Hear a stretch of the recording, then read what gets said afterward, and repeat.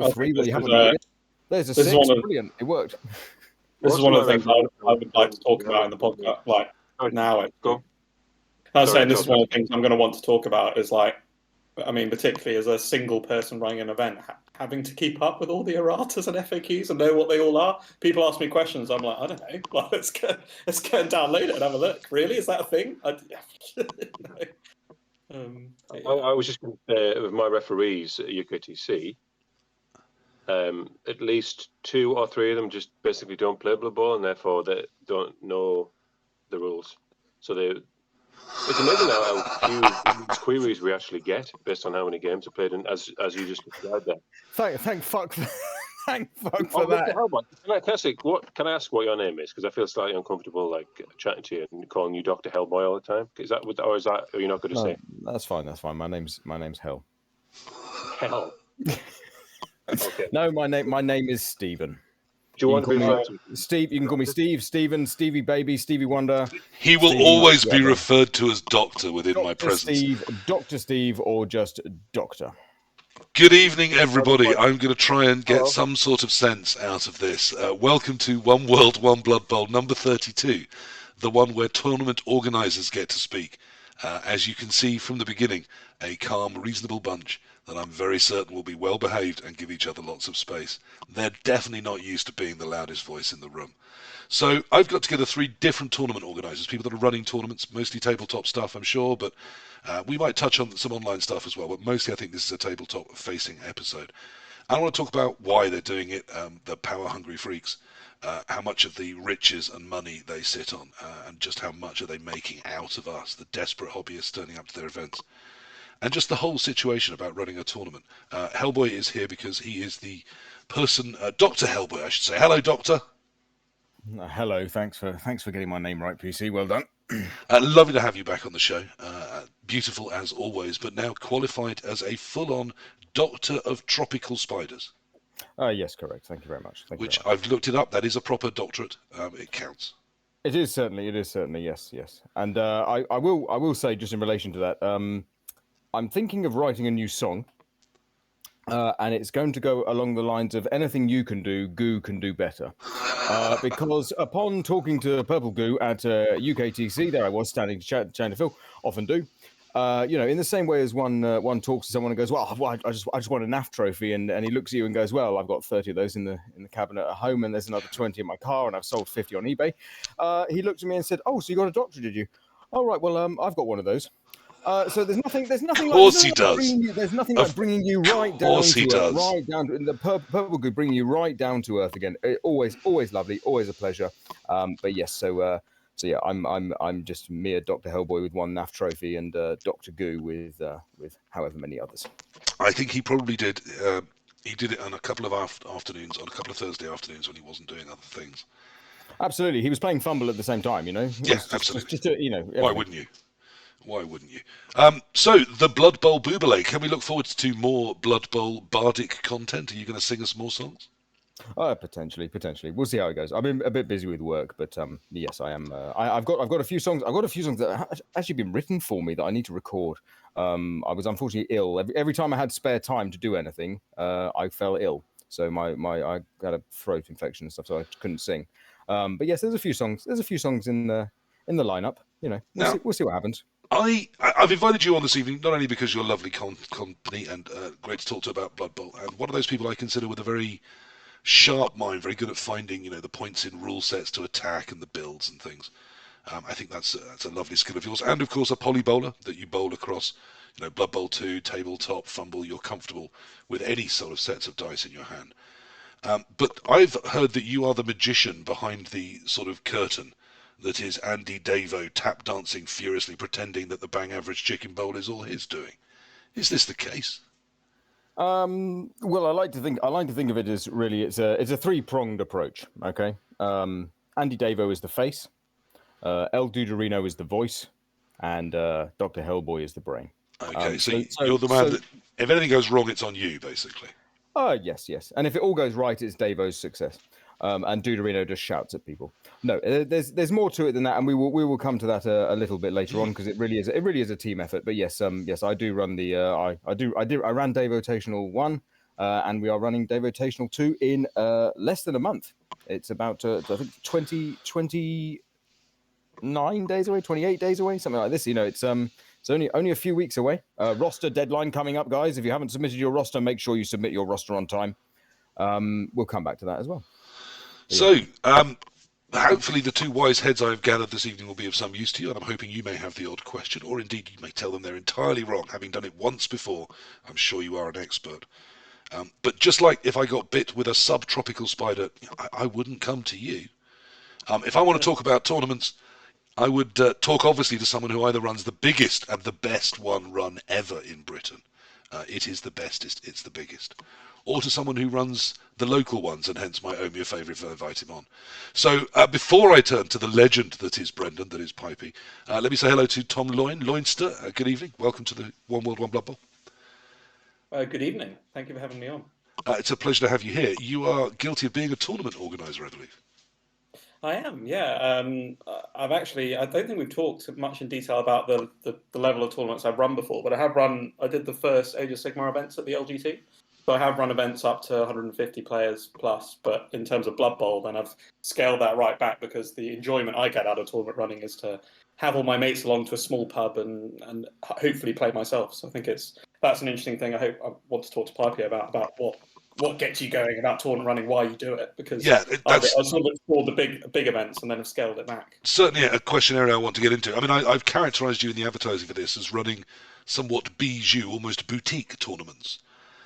Really? And you've already touched on that. Is that perhaps through choice or through logistics and what's actually available to you in a space like London that can be, realistically afforded and booked?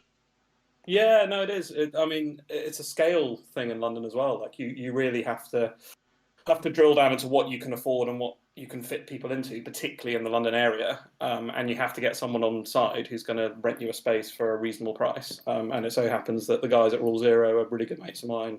We kind of kept in contact through lockdown because that was quite difficult trying to keep events going during lockdown.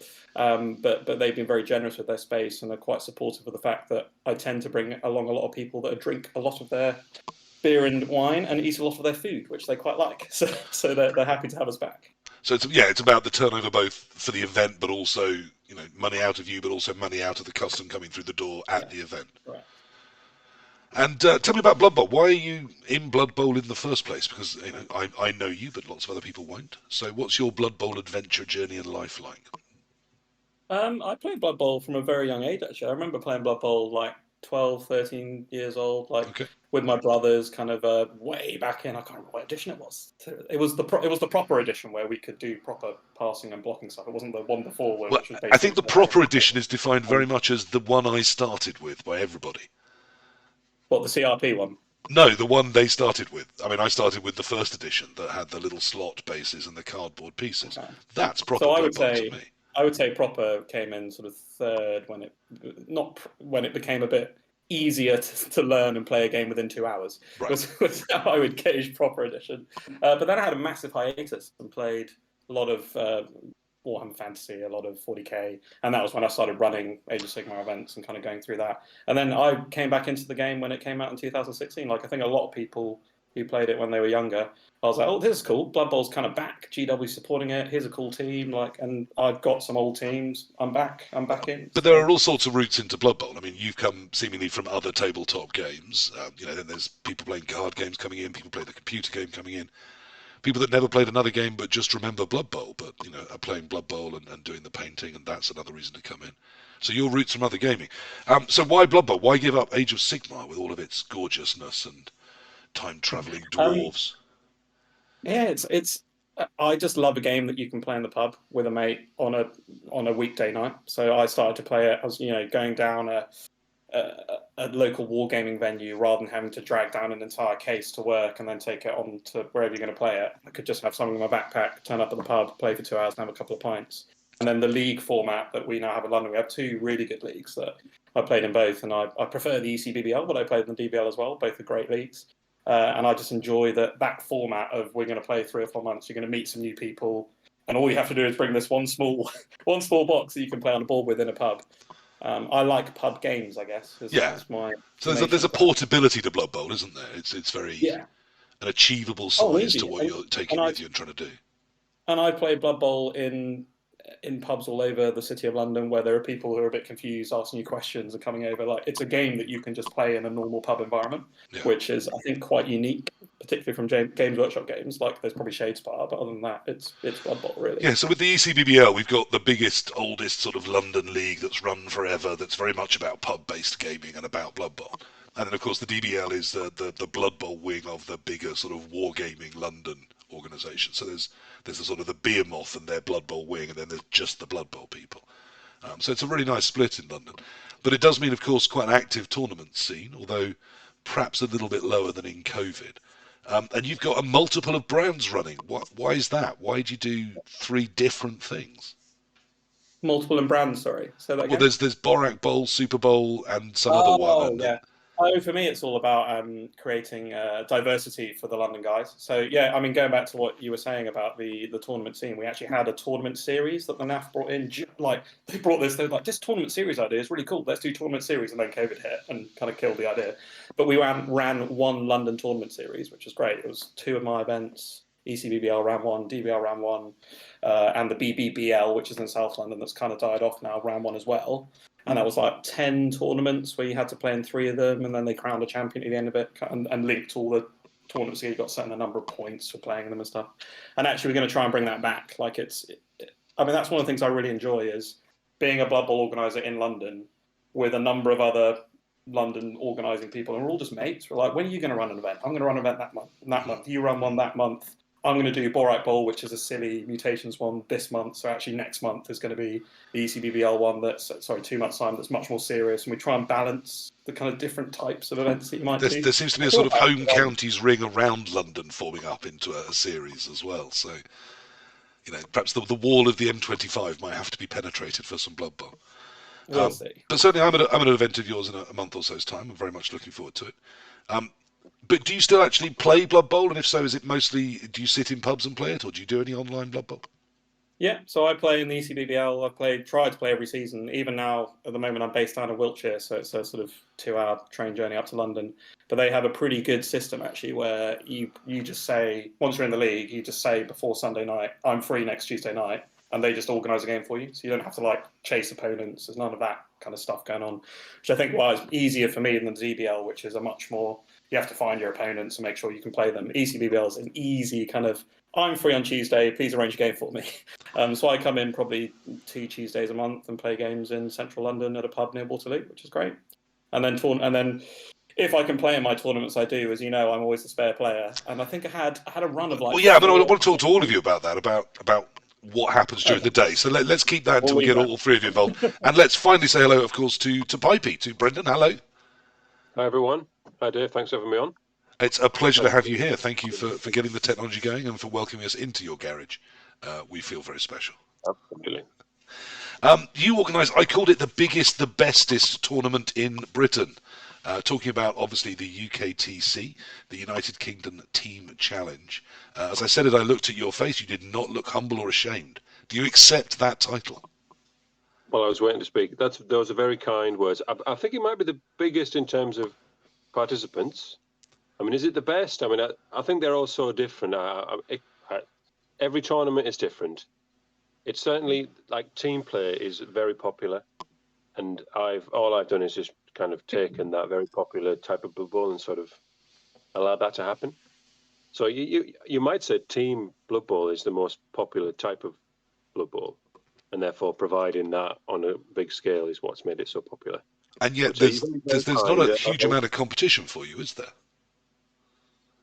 Well, I suppose not. I mean, when I first had the idea of making UKTC, it was basically stemmed from seeing that team play was really something that people got really passionate about and interested in, a sort of magnified sense from just individual events. So some relatively smaller, much smaller really in hindsight, events that were attended about 10 to 15 years ago, probably longer now actually, 15 years ago. And they were really, really popular. Everyone got very excited about it. One particular event was called Flame Bowl. I could talk a bit more about this later. And I always thought that if this was a really fixed and well advertised fixture every year at a certain point, which I think to some degree it didn't have that sort of really solid core organisation, then it kind of really could be much bigger. I never imagined we'd have 300 something people, but because things, if we learn with hindsight, but that's basically where I got the idea. As that, if there's no, you talk about a competition, I don't really think of it like that, I suppose, but if there are other team tournaments, then that's great. Well, we'll head into all of what you do and why you do in a minute, because I want to get all three of you in on that, really. So let's talk about you and Blood Bowl. Why Blood Bowl? What's brought you into Blood Bowl? How's that love affair been? I think, yeah, well, I hear it's a familiar tale, really. I heard Tom talking there about playing with his brother. So me and my brother, who is still, he helps me organise UKTC. That's Shmi. He's older than me. But I think probably in the late 1980s, when I was only 8 or 9, we got the second edition one, which is the one with that big, crazy polystyrene board, where in the middle you couldn't put the figures because they all fell down. And he used to play for 2 hours and stop. Whoever was winning at the end of 2 hours was the winner. I think that was the rule.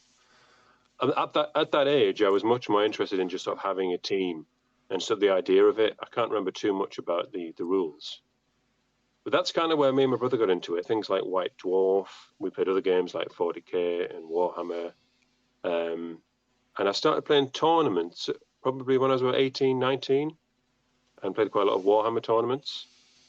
And Blood Bowl tournaments came later.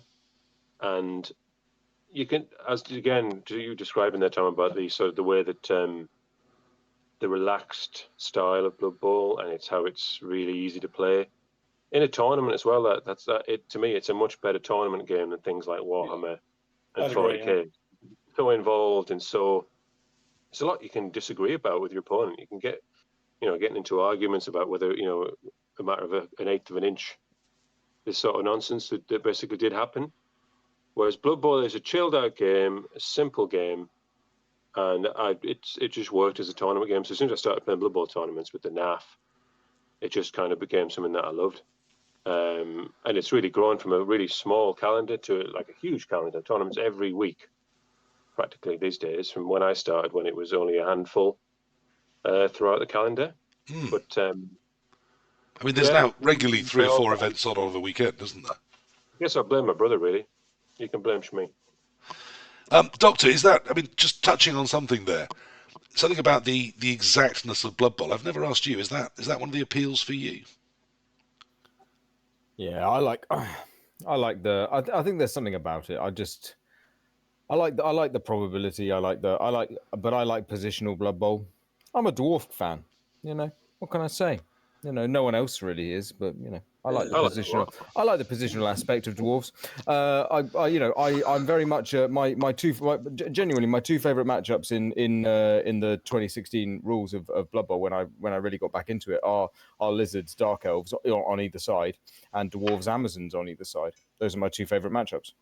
And and I've spoken at length about that, and I think it's something about that, just being able to sit there and look at those, needing to find the right square, needing to look at, okay, is this the moment I try a 5+? Not just, I'm going to 5+, but like, is this the moment to do it? Yes, no. Maybe it's turn 1, maybe it's turn 7. And that's the kind of those intricacies. That's what I like the puzzle of Blood Bowl. I know we don't need to delve into it too much, but I'm not really enjoying the I'm going to throw a bomb on that square and boom, there we go, there's 2 players dead. Right, now what are you going to do, mate? The aspect of it. Yeah, there's a certain amount of fun, right? Halflings are fun, goblins are fun. No. Silent. Goblins are not fun anymore. Goblins are now Yeah, but there's that side of it, right? And then there's that kind of more thinking positioning, and I like the positional aspect of it. I like the chess mixed with poker mixed with we're running around with lizardmen versus dark elves. I don't want to be guilty of shooting my thesis too early. One should always have a dramatic conclusion to build to. But might I find that one of the unifying factors of the three of you is a level of enjoying control, both within the game and of organising the tournaments? Are you basically all 3 control freaks? I mean, I go first. I think a little bit. Yeah, I like to go to an event that I want to get, like the events I run. That's the thing I want to go to. So I would never run an event that I would not personally want to go to, and that's kind of quite easy. Like as long as you can financially justify it, and maybe we'll go into that stuff later. But as long as you can get around that side of it and getting your mates down to a pub, I'd rather be the guy running it than go to something that might not be the thing I want to go to. And also, you can come or not like to an event of certainly of my scale. I think for Pipey, it's probably a bit different because I'm like 30 people to 40 people max is the events I do now. And like, if you want to come, great. And the people who turn up will be the people I want to come anyway. But if not, don't and go to something else. I think it's probably a bit different for the much bigger events where you have to consider actually how are we going to make sure that the majority of the scene want to come to this event. Is that true, Pipey? Do you feel there is that pressure to get the bums on seats? Do you have to build something that will sell? Well, to some degree you do. Well, I'll come to that first. So I suppose if you sign a contract with things like the bigger events, like as UKTC's become, there is a certain amount of, if you agree that you're going to hold this event and hire this space, then people need to come financially. Yes, to some degree. But I suppose once if you've got a product that people like, there's good fair reason that people will take up the places. So it's fine, and it has been. Am I a control freak? I wouldn't describe myself as such. Probably more in general. I suppose I might find myself the person who's more likely to sort of try and be the one who's organising stuff in like a social situation or a group, and I quite enjoy it. I don't mind it. It isn't something that I think, oh God, I have to do that. I actually quite enjoy it. Quite enjoy seeing other people enjoy themselves and have a good time, and happy to be that person doing it. I mean, nature abhors a vacuum. You feel you've been sucked into place by a need for this to exist. In a way, I mean, we can get to this. You might ask about this, but I mean, when I first started organising Blood Bowl tournaments, I organised a tiny tournament in my hometown when things were very, very, very different in Blood Bowl, and we only got about 15 people turned up. And like from there, in each instalment, I've looked at it differently and tried different things, seen the community change different ways, and I've sort of found myself at this point, and I'm still enjoying it. So let's pretend I'm good at this and I am asking the right questions. So let's just always assume that and answer them rather than wait for them. Is I think generally a good rule of thumb. So let's take you back. We've run a tournament. It's got 15 people at it. Why aren't you happy? Tom would be, as they're the right 15 people if he's had a good crack. Why have you grown to this 360 people behemoth that bestrides the Blood Bowl calendar? I mean, I call it the biggest and the best. I mean, that's giving some disservice to the NAFC, which is very popular as well. But I think those two, even ahead of the Welsh Open, Water Bowl, Monkey Bowl, some of the other great names in the calendar, but I think the UKTC and the NAFC do stand apart in most people's judgment of their year. So why? What's driven you to these ends? It's actually when I first did. I suppose I should tell you how I've got to this point. I'll keep it as concise as possible. So Monkey Ball was my first event. It was only 15 people. Then we did, and the community, as I said, the calendar was much smaller than it is now. There wasn't anywhere near as much bubble being played. It was 2006. And over the years, I got the idea that it would be quite interesting just to experiment with my tournament, try different things. I made it a team event, which was popular. So Monkey Ball was originally in Hartlepool, which is quite quite a fairly obscure place to get to up in the northeast of England. It's not connected very well by rail. I think there was a certain sort of ceiling about how many people would come. But even then, when I made it teams, people got really into it. They got really, it just magnified the interest. So kind of, again, observing other tournaments that were very popular when they were teams, about 2013, 14, I kind of looked at our community and sort of thought, and actually looked at the French community. They have their Lutèce Bowl. You must have heard of Lutèce Bowl, which is a very big tournament in France. I've never been there. It's somewhere outside of Paris or somewhere fairly central in France. And to be fair, outside of Paris does cover quite a lot of France. Well, yeah, French geography is. We'll come. That's another podcast. But 150, 200 people they were getting, which was a big number, like one of the biggest events you would see at that time. And I just thought, well, we need an event like this. So initially, I've hired in a smaller event that we have now in York, and I was a degree of uncertainty about whether people would be interested. A bit of a risk, but I think we got 80 people the first time, which was a hit from what I was expecting. It was like one of the bigger events that you would see in the UK at that time. Not as big as NAF Championship, but possibly not far behind that. Okay. And then the next one was yet bigger. It just kept growing and growing and growing. Can I just quickly ask? When did because I was out of Blood Bowl at this point. When did the Euro Bowl and World Cup start doing big team events? Was that going by this point? Was that after you were doing the UKTC? Yeah, well, another thing that's very relevant. You can say, I mean, World Cup is unique because it's every 4 years. But the first one was in 2007. Okay, so similar sort of time. Which is Euroball was different because Euroball for quite a few years was quite focused on just the individual nations representing each country, and the idea of the European really only developed, i.e., open access, anyone can come, really only kind of flourished in the last 10 years, I would say.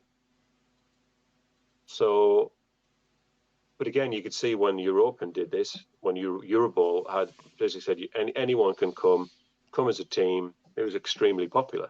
It was a bigger event than the Euroball event, or at least the same. And it became, I think at Malta it was bigger. I don't know. Somebody might know. Yeah, and Malta it overtook it for the first time. Yeah, so you can just see how popular that is. So yeah, that context is relevant for sure. And in a world where we're seeing, I mean, I don't know if you're aware of the problems that the online Blood Bowl world is facing at the moment. I mean, I'd say the online world, actually, Fumble is doing leaps and bounds at the moment. The client is revolutionising. It's resizable. You can grow it to bigger sizes. You can change it all sorts of different directions. And of course, it has all the races, all the rules. But Blood Bowl 3, sorry. And you can play it at work. Well, you're not supposed to. I'm pretty sure of that. But Blood Bowl 3, unfortunately, has been a bit dead on arrival. We're hoping it has a revival, but at the moment it's in a pretty bad state. And it's also sort of seemed to have sounded the death knell for Blood Bowl 2. But the tabletop scene, from everything I hear, has never been healthier. How have you three sort of responded to that? Does it mean ever bigger tournaments or more tournaments or just more pressure to get those tickets in? As a tournament organizer, I mean, how do you respond to this? I mean, you're all selling out, presumably, aren't you? I mean, you're in a month. Are you sold out, Hellboy? Dr. Hellboy, sorry. Nah, that's fine. I forgive you this time, PC. Yeah, no, we're Davo sold out. This is one of the things that I think was really interesting, and it kind of touches a bit on what Pipey said was earlier. So the first year that Davo said, so he said to me, Duderino and Davo sat down. We went to Duderino's house, and Duderino said, "Right, guys, we're going to plan this properly, right? The first thing we're going to do is we're going to plan it properly." And the first thing that me and Dude really focused on was not running before we could walk. We knew that there was the capability to make the Davotational a major, as it were, easily every year getting over 100 people, no problem, just churning it through. Partly because obviously Davo's tournament is attracting it's quite unique because obviously to be NAF registered, you need to be open to everyone, and that was something that I was very keen on, is making it not only available to the tabletop community, but also, Davo's a streamer. There are people who want to play online Blood Bowl who are now coming into tabletop, and maybe through Davo have seen, oh wow, I didn't know about tabletop tournaments. That's partly why I got into tabletop, was watching Davo talking about his tabletop tournaments. And so if this tournament can be used as that first stepping board into a tournament, then that's great. So you can kind of guarantee that there will be a certain number of tickets sold. A bit like Pipey saying about, UKTC, yes, there is some concern about meeting venue cost and all this, but actually if you're running a really good tournament, or if you've got a way in already, then you are going to sell X number. So the first year, the first thing Dude said was basically, look, we can't run before we can walk. Don't try and do a 250 person tournament. let's aim for 80 people and see what happens. And that's what we did. And now this next time, Davo then goes, right, we're going to need a bigger venue. It's we need a bigger boat, and that's now the next step. So now this time we're at around about 120, 130 people at the moment, and it's sold out. And the other thing is as well is, okay, we're out of the COVID years, as it were, but people fall ill. Suddenly work says you have to work that weekend. Suddenly, the missus has said, hang on a minute, the family's getting married, christening that weekend. Sorry, can't go all of a sudden. Financial constraints. All these things. Some hospital somewhere in Britain suddenly needs the England's leading expert on tropical spiders. Wales is leading expert, but yes, Okay. Fair enough. Well, it swings and roundabouts, mate. Yeah. Swings and roundabouts. These things happen. Exactly. You got it. So I think the so certainly with Davo's approach, it was about right. Let's start off smaller and see did it work, and it worked. Right, now we're going bigger, and it's that kind of step by step. So yes, we've sold out this time. But there is that leeway. People were dropping in, dropping out all the way up until a couple of weeks ago. I could see the little panic in his eyes, bless him, at times when he would talk about the tickets that were available. Yeah, six tickets left, guys. 6 tickets left. No, I'm teasing, but it's definitely a consideration. So but is he going to have a little suit as he dances, the little monkey boy that you get to dance for you? Is he going to have a special suit for the day, or? No. Devo can wear what he wants. Okay, you'll be doing his roster for him, I'm sure. Well, I've already written his roster. I'm one of the team of roster checkers. It's very important to have a roster checker. You can't have 10k here or there. No, it's important. You got to make sure. Right, let's go back to this moment. I was going to say, can I just come in very quickly? Yeah, of course. On that, because I find it quite interesting. I know we talked quite briefly when we were on the pre-prep for this podcast about the LGT and how I came in to try and build that. And I had absolutely the same brief that you had, which was we want to make this a feature on the calendar, over 100 players. Like that. That's what I was asked to do, but was kind of pushed quite hard by the LGT. If people don't know, the London Grand Tournament is a convention event, so it's got massive 40k. I think there's like hundreds and hundreds of players in 40k. So it's a massive 40k event. Yeah. And they were like, we want Blood Bowl to be a big part of this. It's in London. And all of this kind of made sense. And I run the Age of Sigmar and I was like, yeah, I can kind of see this. I can see how you could grow something. Unfortunately, the very first event they did, which we won't go back into, was for Blood Bowl, was run quite badly and didn't go very well. So it immediately had a bad kind of name off the bat.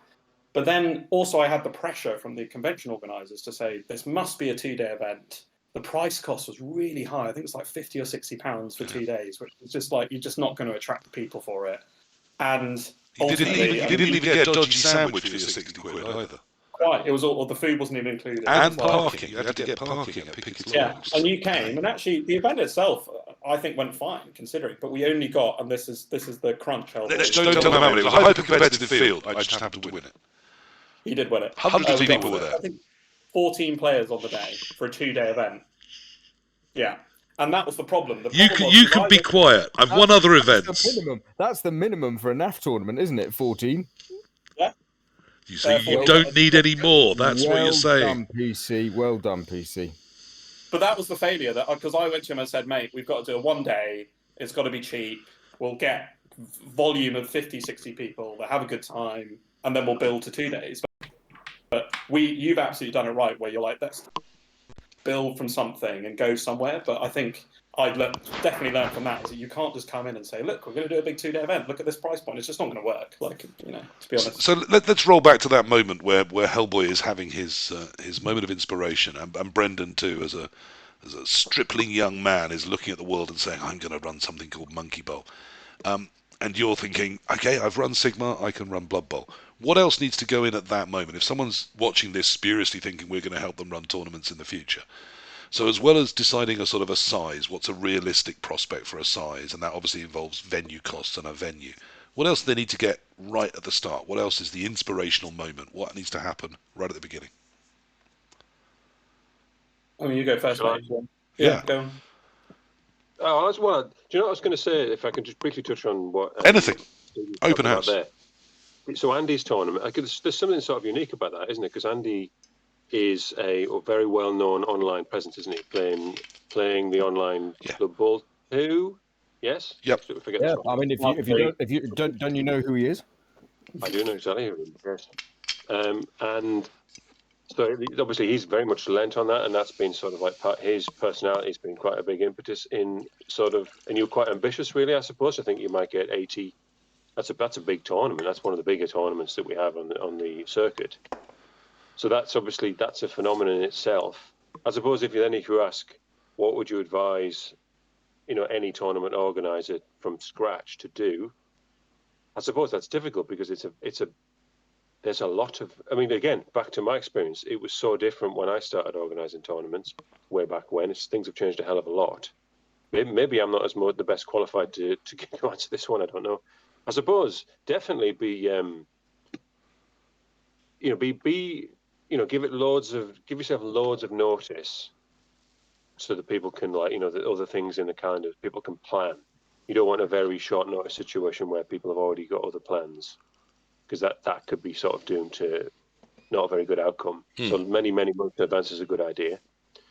Know your sort of market, I suppose. Like make sure that you've got a good player pool, and that you know how to advertise to them, and you let them know, and you keep them informed, and they know that I guess if you're a well-known person, do you start because I know Hellboy hasn't. Do you start with your own league and say, well, there's my base, there's the people I know will come, so I've got. Imagine. Yeah, I mean, I think what you really need to start out with a selling point, and whether that's Andy Davo as the face, or whether that's go down to your. I mean, when I did my first big one, it was like, cool. Well, I'm in 2 leagues. There was the DBL at that point and DBL's huge. It was about 90 or 100 players or something. There's 100 people there. ECBBL is 40 or 50 people. So I've got all these players who like to play Blood Bowl. I'm going to do one day. It's a Saturday. So it's like, I can get 40 or 50 people. And we sold out like that. It's like I had a player base, a selling point, come and play Blood Bowl. They all knew who I was. Knew I was a nice person. So you need a selling point straight off the bat. Hellboy, do you think, I mean, as the sort of the hard-working one pushing to get this done, the Philip Schofield, if you like, do you think having Andy Davo as your Holly Willoughby was necessary to get the tickets sold? No. I could have done it myself. No. I think it certainly helps.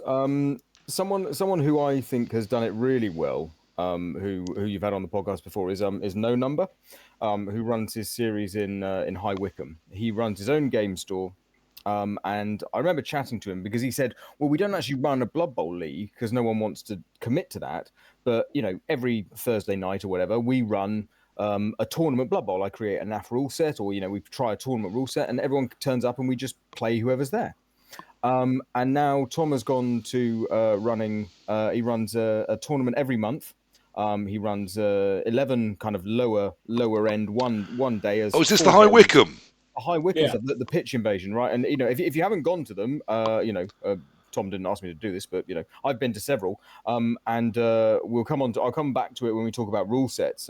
Probably a bit later, I assume we'll talk about rule sets because I think Tom's rule sets are really good. Well, since the lovely Hef left me for Birmingham, and those regular watchers of the podcast may know why me and Hef maybe have cooled our plans, but we were planning to meet up at one of the High Wycombe ones because I think they look really good, really good fun. Yeah. Has he got his license yet, though? Is his license in place? Because that was what annoyed me. I've been to one of his events and he's moved shops and didn't have his license in. And this is a purely me thing, but I like to go to Blood Bowl tournament and sit there with a beer. I won't play Blood Bowl sober. I won't. No. I'm much better. It's worrying. So when I don't have beers, I don't want to put myself. Anyway, a diversion. Back to the story. Yeah, so he runs 11 of these one dayers, and then he runs the Red Trophy, which is coming up in about 3 weeks after Day Votational. He's running the Red Trophy 2-dayer.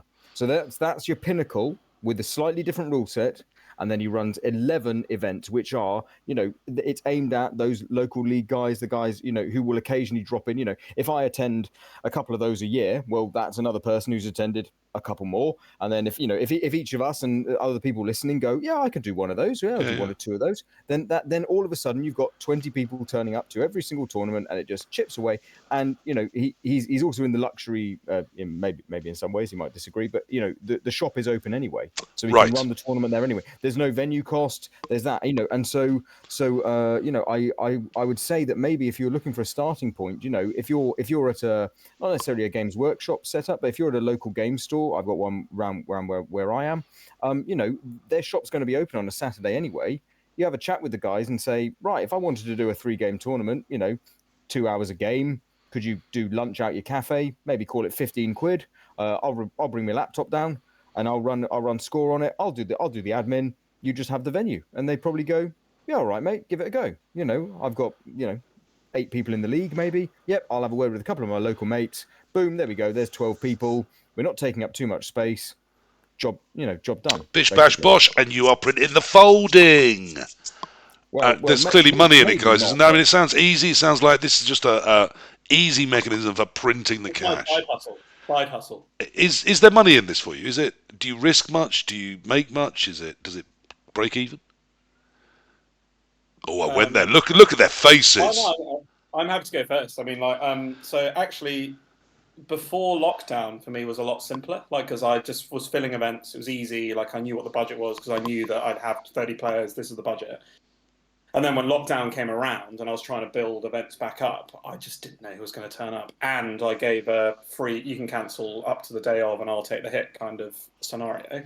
So actually, in the early sort of 6 months of lockdown, I ran 2 events and kind of lost money. And then I built the sort of framework I have now where I run 3 events a year. I don't necessarily make money off one or make money off the other. I just know how much money I've got over the year.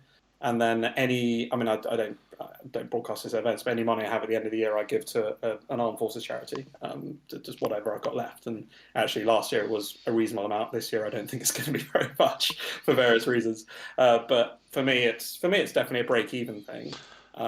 But during lockdown, I lost quite a lot of money early on, and I was kind of not a lot, not maybe Pipey levels of money that he puts on the line, but enough that it was a bit of a, ooh, that's it. The 3, Brendan should definitely be the one playing poker. His face did not move at all. I'm not going to ask you how much money you make. Not unless you want to talk about it. What I do want to talk about is there's a level of risk there, isn't there? How does that feel and commit to it? And, well, that's absolutely spot on. It's not, there's an unwritten rule here that this isn't done for profit. It is a break-even situation. I haven't lost any money, I'm thankful to say.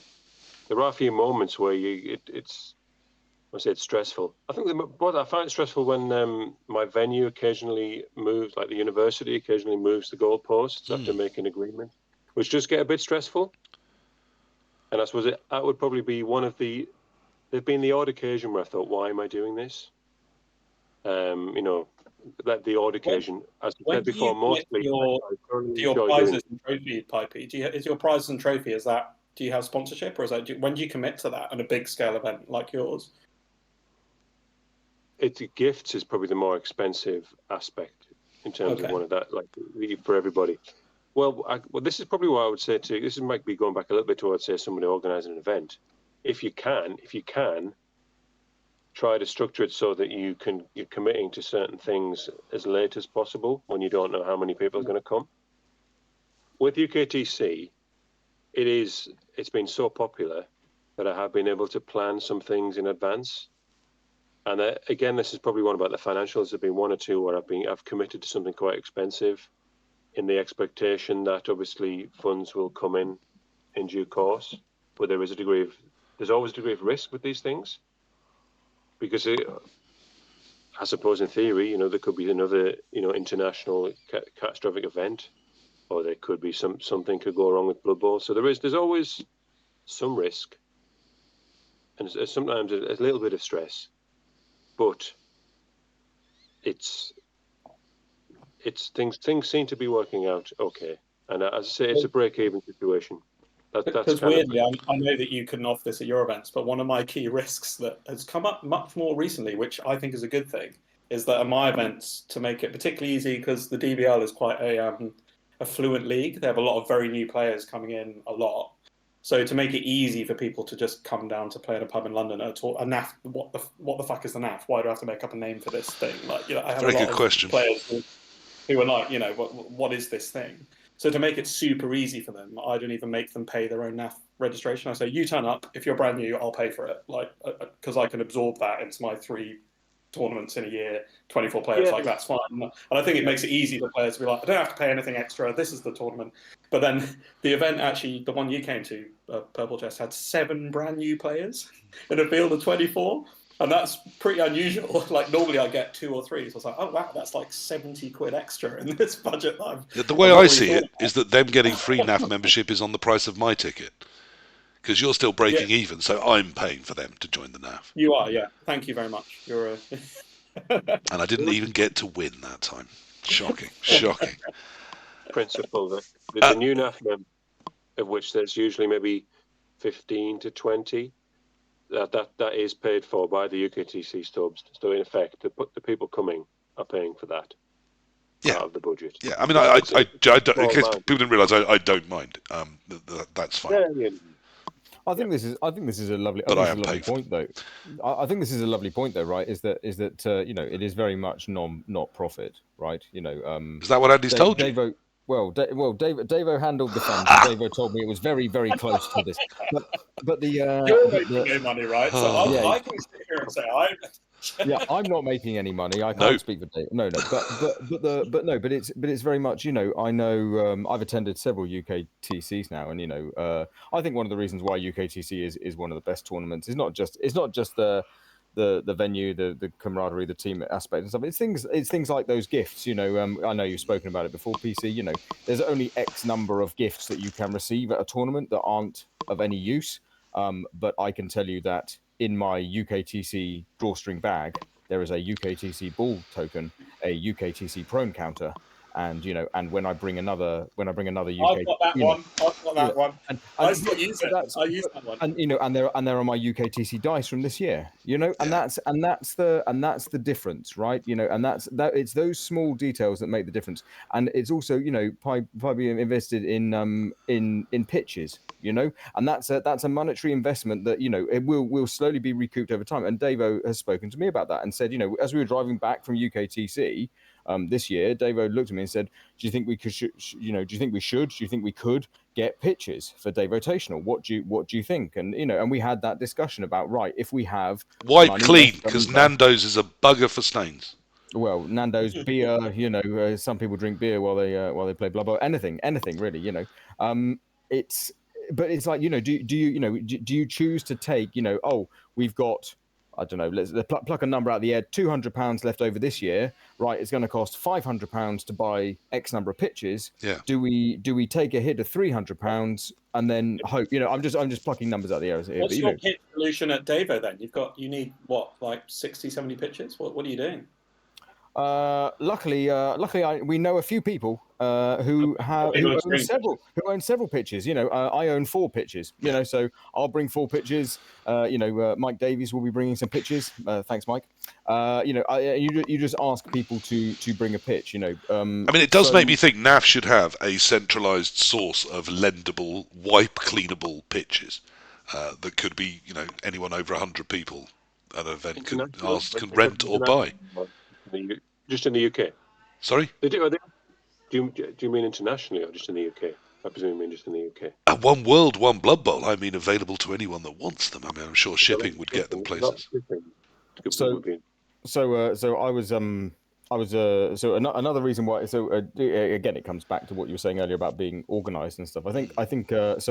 When I was younger, I was involved a lot with sport. I was a very sporting person, and I was involved in not only participating in tournaments of huge size, you know, various sizes. From were you the little one they threw at things? Yes, yeah, I was. Yeah. Well, all the big guys took care of you. Was that? Yeah, were you the cocks in rowing? Was it something like that? Something like that. That doesn't count as sport. Anyway, don't let him give you shit. You look extremely sporty. He's tiny, Tom. He's a little tiny fella. Anyway, sorry. Moving on. But I was involved in running tournaments of various sizes, and and one of the things that was available was the equipment around it, your scoring, your scoring apparatus and stuff, and you could hire this centrally, and it was made available, and okay, so obviously in the same way as you don't run, NAF Champs the same weekend as you run UKTC, the same weekend as you run Water Bowl, but if one of those guys goes, well, actually, in February we're running Water Bowl and we could really do with 60 pitches, and you could say, yeah, here you go, here's your 60 pitches for X amount of money. Anything gets damaged, you pay for the replacement, kind of thing. Whatever it would be. Yeah, it's possible. Really, I mean, the problem with this, we're down a little bit of a blind. The problem with this is it would require an organised central source like the NAF to be something other than a sort of cross between the Avon Lady and a knitting circle, which is essentially what it is. We touched on the NAF earlier, and I meant to say, I do want to do an episode on both the history and the present day of the NAF. And if you out there would like to join me as the fourth person, so I know who to get on for the history, I know who to get on for present day, I want someone else other than me who looks at the NAF and thinks, well, that's not fit for purpose, why isn't that sorted out?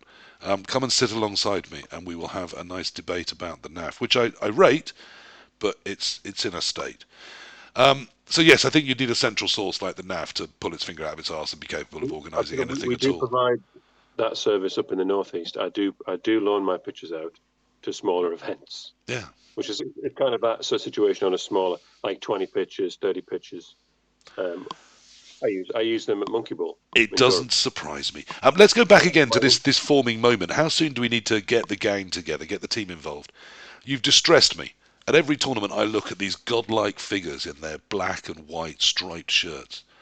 And despite not hating Newcastle as a football team, I look beyond that even and see referees and see paragons of virtue and knowledge who will clearly understand all rules, will be able to solve all problems, and will instantly deliver justice. How important are they? How do you find them? And do they really not know anything at all? How important is the team around you guys?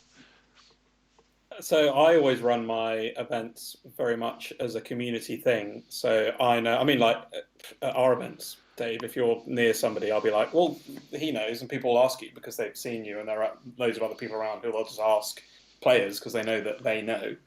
And if I have to arbitrate, I will. The wisdom of crowds.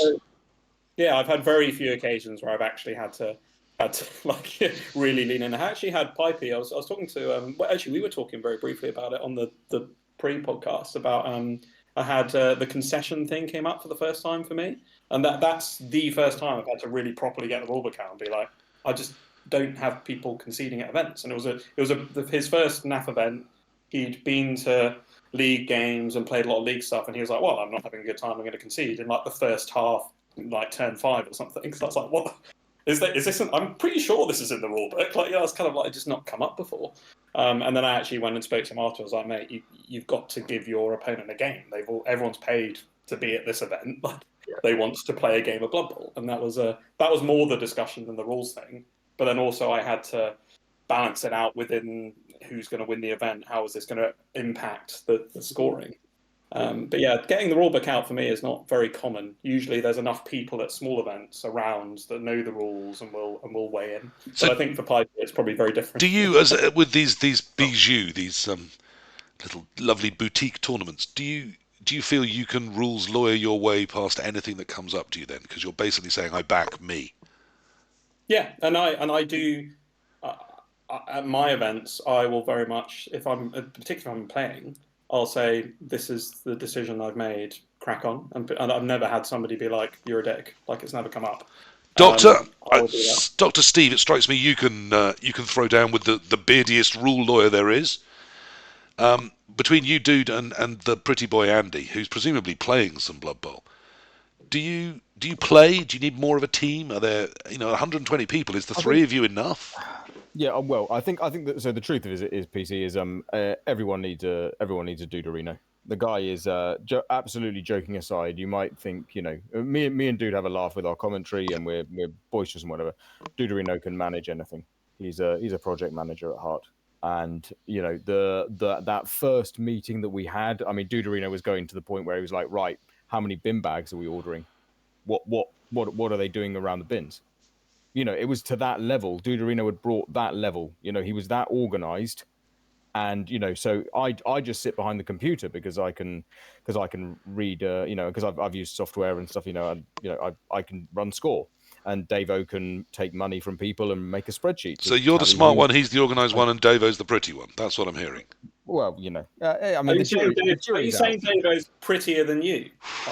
I mean, the jury, from a certain point of view.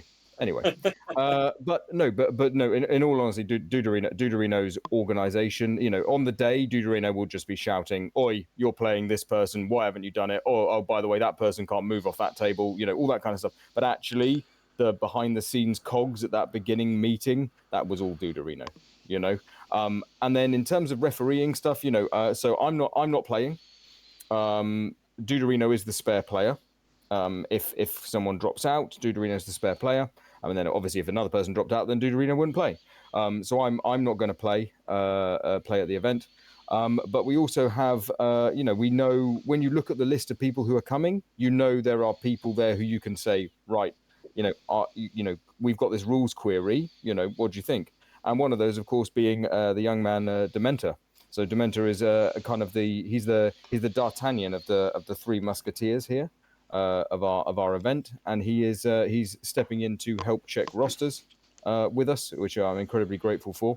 And will also be there on hand if I can't find the rules, then I'm going to turn to Dementor because the guy's really hot on the rule changes. Is this why you're looking so chipper? The Team Davo has brought in someone junior to you in the pecking order now. Junior to me in he's making the tea. He's getting the last slice of pizza. And age, I'm no longer the youngster of the group. We have a D'Artagnan, and I can kick back and drink some beers. Well, when you've spent 15 years learning all about tropical spiders, someone younger is going to come along, someone hotter with better ideas. Excellent. So the team, surely 360 people. Your team must have expanded, Pipey. How does that? The refs. Yeah, I mean you've now got 2 rooms for goodness sake. You cannot be the El Duderino at the centre of the web with your tame little Hellboy doing your tech stuff. You've got to trust someone else to run another room. How does that work? Yeah, we got scoring, greeting, like all of it. Like there's so much to do, isn't there? Well, I think that the 2 main things the referees do is ensuring that the results are all entered in time, so that the next round can start in time, which whatever data system you use, it can be a challenge. And the other thing is making sure that rounds happen on time, and that the appropriate timings are upheld for all the games. We've had a bit of an issue in the past where if we just say, right, you've got 2.5 hours, off you go, and then we don't kind of like track people and monitor people and make sure people know how long they've got left, the clock on the wall, the announcements, the chess clocks, that suddenly you can have games that aren't getting finished and they're rushed. And it can mean that sometimes people don't get a great experience from that sort of situation. So that's important. I guess rules queries. I mean, there's at least one year where I think I issued a statement, please don't ask the referees about the rules, because we didn't really know the rules. But it's amazing how much it self-polices, though, to be fair. Like the asking someone next door or, Do you think you're in a unique situation with the UKTC as well, where the level of people coming, because it's such a competitive field, because people travel internationally, there's going to be some very, very knowledgeable beards there who really know their rules? I think you're probably spot on. You've basically got someone on the end of your table or next door who can answer the query. And these things are in the rule book, so I feel it's uncommon. This year in April, there were a few little queries, and I went up and read the rule book and sort of said, well, try to adjudicate. I think hopefully I did a reasonable job. It's usually the obscurities, isn't it, of a secret weapon or something, or the pro. I try. I think we did a fair job. But there's a really good example of this that I had at Water Bowl. I was playing Spleggy, and I looked across at Spleggy and said, with my chameleon skink, was potentially going to blitz his Dark Elf runner with dump off. And I looked at him and said, do you know the interaction with on the ball and dump off? And he went, okay. And we talked it through, because there's the potential that I gain 3 squares of movement with my blitz You know, and we talked it through. We talked it, and it took us 10 minutes. And one of the guys came over. One of the oh God, what's his name? Oh, not Alex. The guy who helps Alex. Oh, I feel so embarrassed. Anyway, we had a great discussion, about 10 minutes. All discussed it, talked about it, all this kind of stuff. And then I looked at Splegin and went, "Do you want to use dump off?" And Splegin looked at me and went, "No."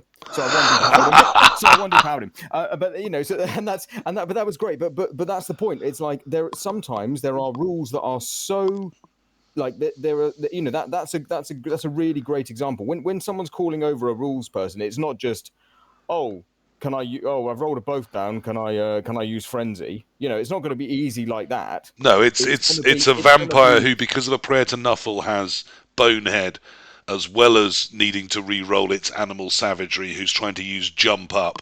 Yeah. And consummate professional on their KO roll, to use as a blitz on someone that has dump off, and hence you've got to work out what order those 15 different ridiculous things happen in.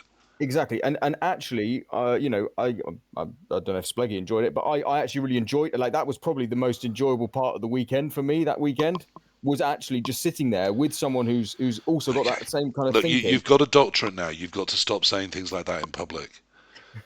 Okay, you're supposed to have enjoyed interacting with humans, playing games against people, and having fun, not spending 10 minutes discussing esoteric corners of the rules with somebody. Okay. Sorry. My brain went full core mode there. Good, fine, sorry, good. Sorry. I'll reboot. I'll reboot.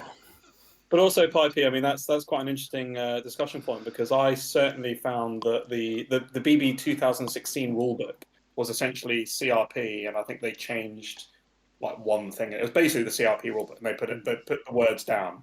And when I was running events under that, it was definitely written a lot clearer, where you could just open up the skill, read it, and be like, these are the rules. And as soon as BB20's come out, and now where we are now, I find it a lot more difficult to read through it, read the plethora of FAQs and erratas, and try. That's now a tome of like this big. We were talking about that before. Yeah, we certainly found out BB20 is making it more difficult for tournament organisers to lawyer properly. I agree. I mean, I've said for a while that I find it slightly stressful and boring, or actually opening up the rulebook. I try not to if I can get away with it. But it does happen. It has been, especially the bit about passing. There's like 5 pages about passing, which I try to avoid that bit, because it's just a bit. It makes my head ache. I think people just avoid passing now. They're like, it's going to be too difficult. Pick a team that can't pass. It's much easier. Yeah. Oh, when I wrote Duderino's roster for NAFC, and said to Dude, "Do you want a bomber, mate? They're really strong at the moment." He went, "Nah, because I don't know the rules on passing." And I was like, "Fine, there we go, done. That's it." You know, and that's literally the level you're at. You know, but we were talking about this earlier. The FAQ in errata is now so big. There is so much to, and it's not even these new changes they brought in. That's literally beside the point. The fact is, there's things coming in like, you know, can you use Griff's consummate professional reroll on a KO? Well, all 4 of us on this call, you know, if PC sat next to me and went, you know, opposite me and goes, "Oh, well, I'm going to use Griff's consummate professional roll on the KO," I'd look at PC and go, "No, you're not, mate. Get on, jog on. You rolled a 3. Let's go. You know, sorry, mate." You know, but then I'd grab you by the throat, because I'm physically much larger than you. I would dominate you, and you would give in. Well, you know, that's why I've got Duderino as a friend. So I can, so Duderino stands behind me, so I can stand behind Duderino. It turns out I wouldn't be using Griff's skill. Yeah. Yeah, exactly. You're no longer using Griff skill, are you? No. Exactly. Where do you find these people that are going to sit alongside you and know nothing? How do you trust someone to be a ref? Because Tom's got it beautiful now. He doesn't have to cede control to anyone. He can sit there gloriously alone in his little triumphant tower of I run things. And at the moment, Hellboy's got his little trusted team. And I'm sure there'll be a couple of other people on the day doing other stuff. I'm sure it's not all just going to be you, Andy, and Dude. I'm sure with that many people, you'll have some people helping out. But Brendan, you're now running quite a large operation. How do you find them? How do you trust them? In my experience, people who are willing to give up their weekend to go along and not play Blood Bowl, you know, someone who loves the Blood Bowl hobby in the community but isn't that bothered about playing Blood Bowl, and is prepared to, even if you pay the accommodation and if you pay the meals, give them the gifts everyone else gets, like you give them incentives. It's still quite rare that somebody would want to give up their weekend for this. and there are people in this category, and when I find them, I try to, make sure, stay. Well, one of them's my brother, so we are quite close, so we stay friends. But people who are prepared to do that there aren't that many. I mean, if you said I normally play my tournament, I try to. I've noticed that. Yeah, because I enjoy it so much. I enjoy, it's such a good experience playing against all these players from all over Europe and the UK. Not every time. I didn't last time. I think that's the only time I haven't. Which was a different experience, but that's I guess that's another story. But again, if I was a good interviewer, I'd ask for that story as well. Most people are passionate about this game, love playing. So that, so it's. But there are few, and so we come back to that. The three of you are passionate about this game. You love playing, but you risk your time. You put loads of effort and energy in for something that financially is risky, so that other people can come along and play the game. And you may just sit there not playing all day. I guess I've personally made sure to do that. But yeah, I'll leave that to. So you've already said because you think it should be done and you enjoy doing it and you often do get to play. But I question if it's now getting to the size where that's a realistic prospect for you in the future. I mean, I quite enjoyed not playing last time because it was a much more relaxed experience than trying to play and then be responsible for lots of other things as well. And actually, a little bit like we were saying about the difference between a small tournament, which is you get to know everybody. It's like a boutique bijou event. I like that expression. Like a huge one. I don't know everybody's names. I don't meet everybody. Yeah. I'd had a little bit more of an opportunity to do that in April. You should drop UKPC tomorrow and just go and run a bijou event in Yorkshire. People will go for it. You'll get 20 people. You have a great time. I do Monkey Ball. Monkey Ball is, I can't claim it bijou. That's probably not the right word. It is 30 to 40. And it's a completely different vibe. We go out for a curry. Everyone goes to a pub together. Still a very well-known event. It is, or it isn't. It is, isn't it? It is. Well, it's one of the older ones. Yeah. It's never had like a huge attendance, but that's actually, frankly, like we're saying, it's a totally different experience. So really, 30 or 40 is actually a really nice number for a tournament because you catch up with everybody. It's the right size. You can go for a nice social event together, whether it's a meal or drinks or both, and that's lovely. Whereas with UKTC, that's just not practical. Obviously, it's or a tournament any tournament of that scale, it's not practical.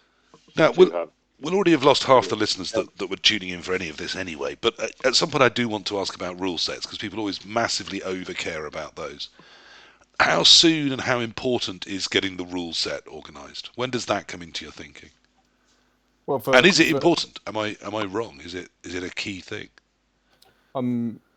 So for Dave Rotational, it's quite straightforward, really. It's Davo said, I want to run Euro Bowl or World Cup rules. So there we go. So they get announced before Dave Rotational gets announced. There we go.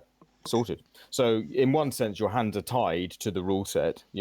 I can put my own personal thoughts on rule sets maybe after the other guys have spoken as well.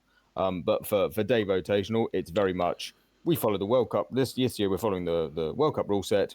Oh, the NAF, the recent errata, the NAF have said, right, World Cup are using that errata. Fine. So now we're using that errata. So there you go, guys. Job done. So from our perspective, for Day Rotational, there's that. But then after what the other guys have said, I will happily talk about. And is that just one follow up? Then is that simplicity or is it marketing? Which of those do you think is the? I think it's a little bit of. I think there's three factors. There is certainly a simplicity with it. I would very happly design, and I know Davo would. We're both theory bowlers, we would quite happily sit down and design a rule set. I would do 29 tiers if someone asked me to. That's fine by me. But there's that. So there is a simplicity to it. There's the fact that it's called the Day Rotational for a reason, and Davo's playing in it. So if Davo wants to practice a team that he's playing for the World Cup, brilliant. And also the other thing is that if you're trying to attract people to an event, using the major tournaments rule set is probably another way of bringing a certain caliber of people in. If you're like last year, for example, there was one stage where the top three tables were all Team England or Team Wales. And that was and so they have come to that event to practice the Euro Bowl rule set. Well, I mean, frankly, And, Team Wales you know, can mean anyone.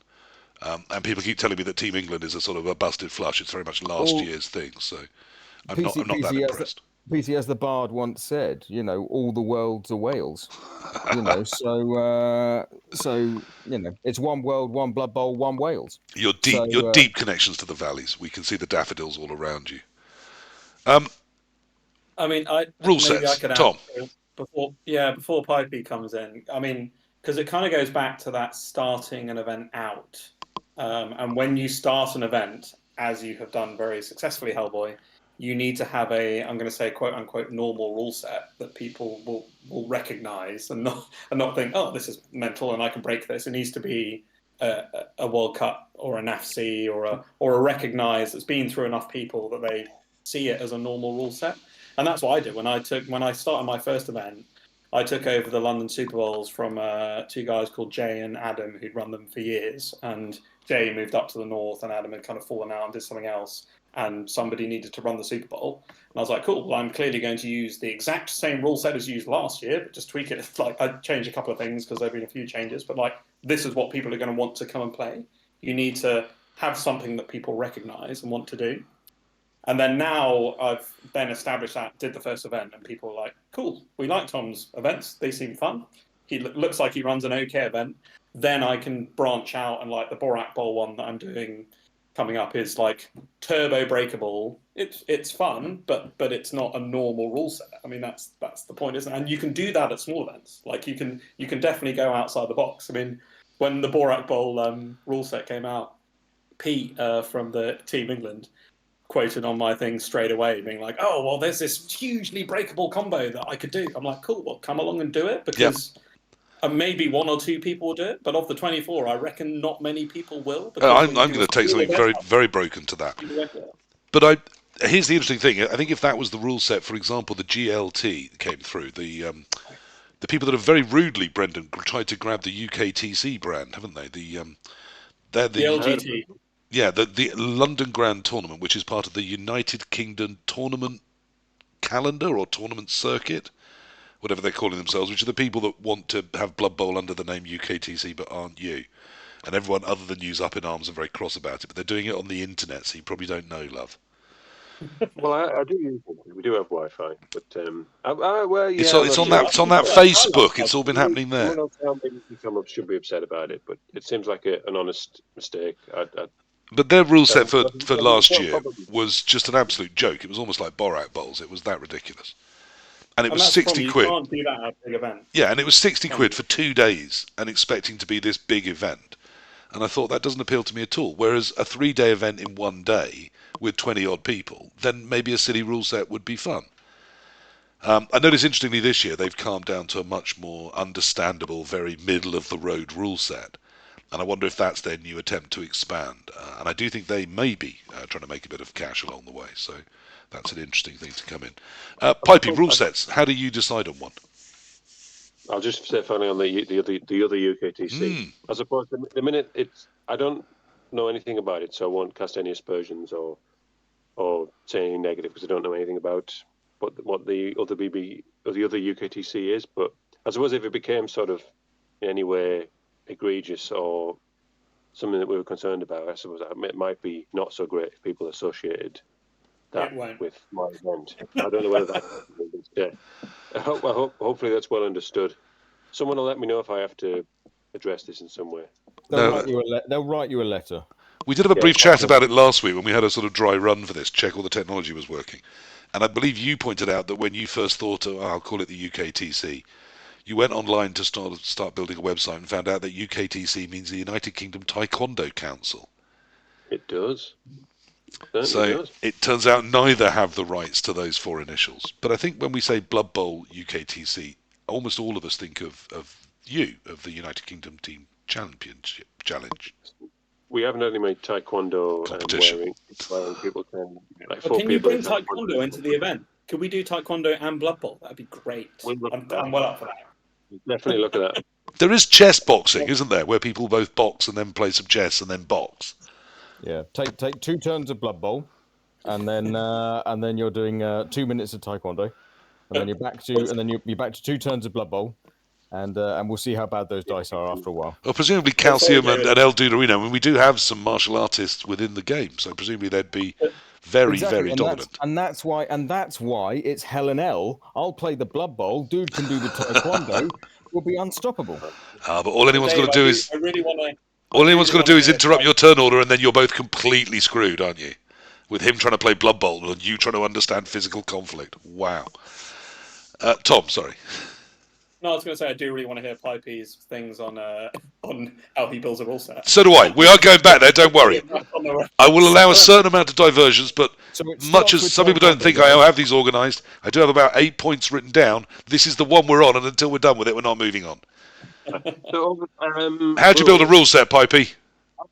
I love tinkering and tweaking and making interesting rule sets, and it's often like the first thing that I would look at to try and sort of tweak it or develop it or come up with something new. It probably isn't like, if you're looking at the sort of like the scale that UKTC has reached, it's probably not the most important. It's definitely not the most important thing that needs to be resolved. The most important thing that needs to be resolved are things like practicalities around the date and finances and all these things. So actually, probably in the past, I was probably very giddily diving into the rule set immediately as the last installment had finished, and then trying to publish the next one like within a week after it. But there's no real need to do that actually, because the game changes a lot as new races arrive, errata, and all this stuff. Do you think that's part of a change of the fact that the game's re-supported now and back alive? Because before 2016, we could do what we wanted, and a year later the rules weren't going to have changed. They may have released one new figure through Forge World. But now the game is actively changing on a seemingly daily basis.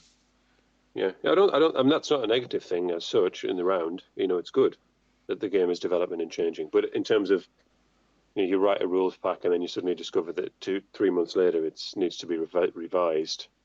I suppose you might as well you might be better to wait and see, I suppose. But like over the years, like doing rules packs, tweaking with rules packs, different types of tournament, types of different structures, different gimmicks. I've kind of mainly at Monkey Ball over the years. I think we're on the 16th Monkey Ball coming up, and I've kind of used that as an opportunity to try wacky and different things. Sometimes they've been quite popular, sometimes not so popular. There was one where I did like a handicap system in effect, where based on your NAF ranking, so people who had a really high ranking would effectively, the other player had a leg up. It wasn't very popular. It was quite amusing. It was good fun. You see, if you don't try things, you don't find out what is or isn't popular. So absolutely. I'm always back up there. But other things like different, like tiered skills or tweaking with tiers. I think that was we first started, like ourselves in Flame Ball, with like some of the first tournaments, I think, at least in the UK, where we started to look at tiers quite a lot. So that's been that was back in like 2008, 2009, that sort of time. So there's been a lot of tweaking, and I've thoroughly enjoyed doing that. One of the questions that came through on Reddit was about higher TV tournaments. Do any of the three of you think there's a call for like a 1600 TV tournament rather than 1150? Maybe. Yeah, I mean, go on, Bobby. Go on. I was just going to say, like, I suppose if you increase the amount, if you're allowing stars, it just means you're going to have more stars. If you're allowing because you allow bribes. I don't know whether increasing the pot means people will buy more bribes. I know in theory it would make certain teams at 115 that aren't that great, like potentially more effective. I mean, if you gave them, say, 1,200 for the team and 400 for, that had to be spent on skills, but you'd suddenly get, 2 or 3 skills per piece. Would that? I think it'd be interesting. I think the problem is, I mean, I've got a question for both Pipey and Hellboy, but I think the problem with that is the more license you give to players, the more risk there is they're going to break it. Which, to be honest, so like if it was like, here's 1,000 TV, no skills, take your teams. Like, there's kind of no risk there. It's like no one's going to break that. Some teams will be better, some won't, but you can't really work around it. But both of you, I mean, what do you set out for when you do your rule set? Is it are you trying to balance all the teams against each other? You're trying to give every player a chance to pick one team that can then compete. So if they're going to pick a halfling team that could compete against Dark Elves, do you want to balance all the teams? Well, I mean, we'll bring Hellboy in on this in a second, because as he said, at the moment he's slightly hamstrung by Andy saying let's go with, what's going to get bums on seats and be the popular one each year. And I think there's a real call for that. And we certainly need tournaments that are giving people a chance to practice those rule sets they really want to. I mean, Piper, you've been around a long, long time. You must have seen the Scandinavian, I would call it, really unfairly, but I'm going to anyway, drift towards what they would call a sort of everyone competitive Blood Bowl, 18 tiers or 7 tiers, and trying to get every team having a sort of 50% chance as they take the field. Does that tempt you? Is that where you want the UKTC to be? I suppose it's interesting, like, if the tiering, I don't know whether I think when I first started thinking about tiering, I didn't think about it in terms of I want all the teams to be equal.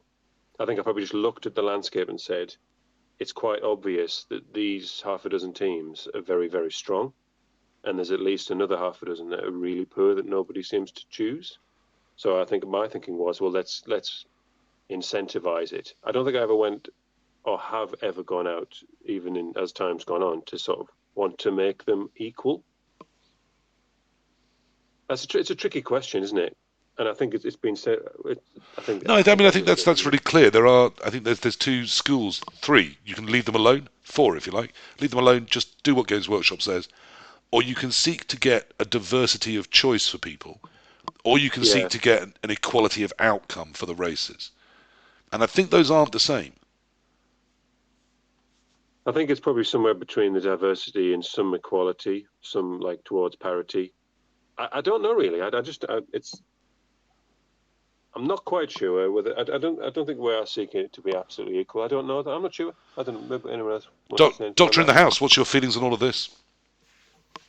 Sure. So I think the first thing is that I think Tom here's doing almost the right thing, right, by running 3 tournaments, Almost. And you can, well, no, but you can run one which is just like, right, this is really simple rule set. Come and play the best. It's such a straightforward rule set. You can't break it. Here we go. Here's a middling one. Or you can take some stars. Or you could maybe do this. Or you could do this little gimmick here. And here's one. Go nuts, guys. Just do whatever. But that's because you're going to be running a certain number of tournaments. Now, this is something that I think, So again, I touched on no numbers once because he runs 11 events. Now, to save himself time, he said, right, it's the same rule set for every one. Now, I took vampires to that tournament. I took lizards to that tournament. I took Amazons to that tournament. I've taken undead to that tournament, and that's because I'm a power gamer, right? But I've seen Nurgle played in that same rule set. I've seen Snotlings played in that same rule set. I've seen Goblins played. I've seen stars. I've seen no stars. It's all, and it's just a really simple rule set. That because there's so many events, you can go, oh yeah, today I am going to take the ogres and see how I get on, and then you go, well, that was a really bad idea, and now I'm going to take dark elves. And you can mix and match. But I think something that I think are you uncharacteristically being a man of the people here, Hellboy, and saying that you want everyone to have their fun? I want everyone to have fun, PC. I'm not some sort of toxic elite, which is why I've been brought onto this podcast. Anyway, back to the question. I think the main thing is where does your tournament sit, right? So, for example, Day Votational is being run first weekend of July. The World Cup is coming up. This is probably the last chance that a certain number of people will get to play the World Cup rule set, right? So if we came in and just said, oh, right, guys, well, we've done this really curveball thing here. We're running this wacky thing. Yeah, you can stack sneaky, get dirty play. You can take bribes, blah, blah, blah, and completely off-piste from the World Cup, would people want to turn up? Same as, so Pipey's running a massive event. Yes, absolutely. The main concern of the event should be, do I have the venue? Do I have the food? Can I, are there enough Airbnbs around? Is there enough accommodation? Blah, blah, all these other things, do I have the pitches, etc. But actually, it's also, well, where does this tournament sit in the calendar? Well, you got your Welsh Open and your Water Bowl, your UKTC, your NAFC. So some people will be mixing and matching. Some people won't attend all 4. Some people will attend all 4. And where does it sit? Like where does your tournament then sit? So, if you've got the luxury of running, maybe like Tom is, 3 events, you can go, right, brilliant, I can do one different thing each time. But if Pipey's going, okay, well, this event is my trial run for then my big one, your Monkey Bowl might lead into your UKTC, then you need to know where it sits in that calendar, and I mean, so a nice touch here is I went to those 4 tournaments I've listed: the Welsh, Water Bowl, UKTC, and NAFC. I took lizards to all of them because I'm a dirty, toxic power gamer, elitist Blood Bowl player who's looking to break the meta. But I took a different build to each one because of the rule set being slightly different, and I was adapting my choices on my build based upon the experience I had in each of those rule sets. So after Water Bowl, I knew already what I was going to take to UKTC and NAFC because of the way Water Bowl had gone. And that wasn't because of Water Bowl's like specific nitty gritty details, does it matter if you take the secondary or not? That's not the question. It's other things about the build itself. Do I want the 3 rerolls? Do I want an Apo? Where were my hard matchups, etc.? And I was then able to adapt to that rule set. Now, of course, I am being, I'm approaching the rule set on a level up here, and someone else may go, yeah, but I just want to take the figures I've painted. I just want to take my box of Games Workshop models with 2 ghouls, and I don't mind. Absolutely. So I think there's a really interesting balance in terms of where your tournament fits. But I think the main thing, as Pipey kind of touched on, is actually with something as big as UKTC, those power gamers, those people who are searching for those small increments, who go, well, Dark Elves have only got 5 skills, but Wood Elves get 6. I'm going Wood Elves this time. Those people are going to do that anyway, whatever the rule set is. And the people that want to have fun will go, oh, wow, Pipey's given me the chance to play ogres and snotlings with my mates, and we're going to go and do that. And I went 2-1-3 and I had a great weekend. And it actually does, I don't want to say does it matter, but, does it matter? Well, I mean, it's the next question I want to come on to. As a tournament organizer, what matters? What is a successful tournament for you? What do you want people walking away from thinking? Do you want to get the relentless power gamers? Does having Team England there playing on the top tables make it a good tournament? What's the goal? Well, I suppose each one's got a different. I think tournaments have different types of tournament, have different types of goal, don't they? Which you've just outlined there, Doc. If I can call you Doc. Of course, you can call me Doc. Call him Steve. You can call me you can call me Susan if you like. Yeah. You've got the ones where the wacky, everyone's there for fun. They're not too bothered about the metas and the level of analysis that you've described. UKTC's but at the other end of it, isn't it? Where we're looking for, people are pretty serious about Blood Bowl, enjoying, competitive Blood Bowl. You want that is a. You do want the best players competing at the highest level at a tournament like that, and then that would be a success alongside everything else. Like everyone enjoyed themselves and they weren't too hot and enjoyed the food, and that they liked the gifts and everything else. That's important. I'd concentrate on the gifts, not the food. Just my feedback. Is it important then that you're like the social ones? That's really important. Like the 30 or 40 size event where you go to the pub and you enjoy yourselves with your mates that they've been coming back for years. That's it. If everyone enjoyed themselves, and that's. So, as a tournament organizer, your definition of success is dependent on what the tournament was trying to achieve in the first place. Yes, you've summarised that succinctly. Tom, do you feel that's the same, or is it you winning and humiliating a few noobs? No, so I mean, I've never won one of my events, much to my exasperation. I tried so hard. I've never won one. I mean, I run my tournaments. It's almost on a purely selfish level. If I have a good time and everyone else has a good time, I run a good event, and I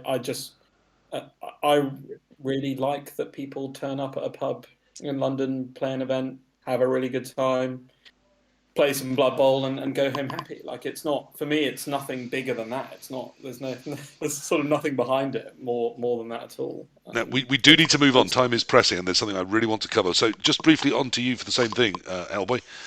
What does success look like? I mean, obviously, Davo talks to you And that continuously is the price you're looking for from everything you do. But outside of just the attention of the Davo, what else does success look like for you when batting average chicken bowl runs?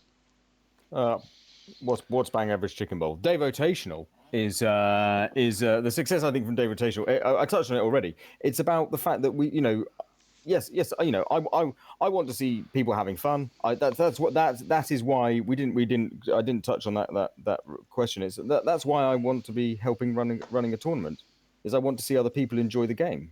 Like ultimately, like I will quite, and I know Pipey said it's few and far between, but for me, giving up 1 weekend to make a nice tournament, well, I'm going to go and play at the Welsh, which I really enjoy. I'm going to play at NAFC, which I really enjoy. I'm going to play Water Bowl, which I really enjoy. Like these UKTC, I really enjoy. I'm always going to play these tournaments now. So for me to give up 1 weekend in exchange for maybe, some of those people who maybe are running those events to maybe have a nice tournament to come to as well. So this is like giving head for you. You have to give some to get some. That's...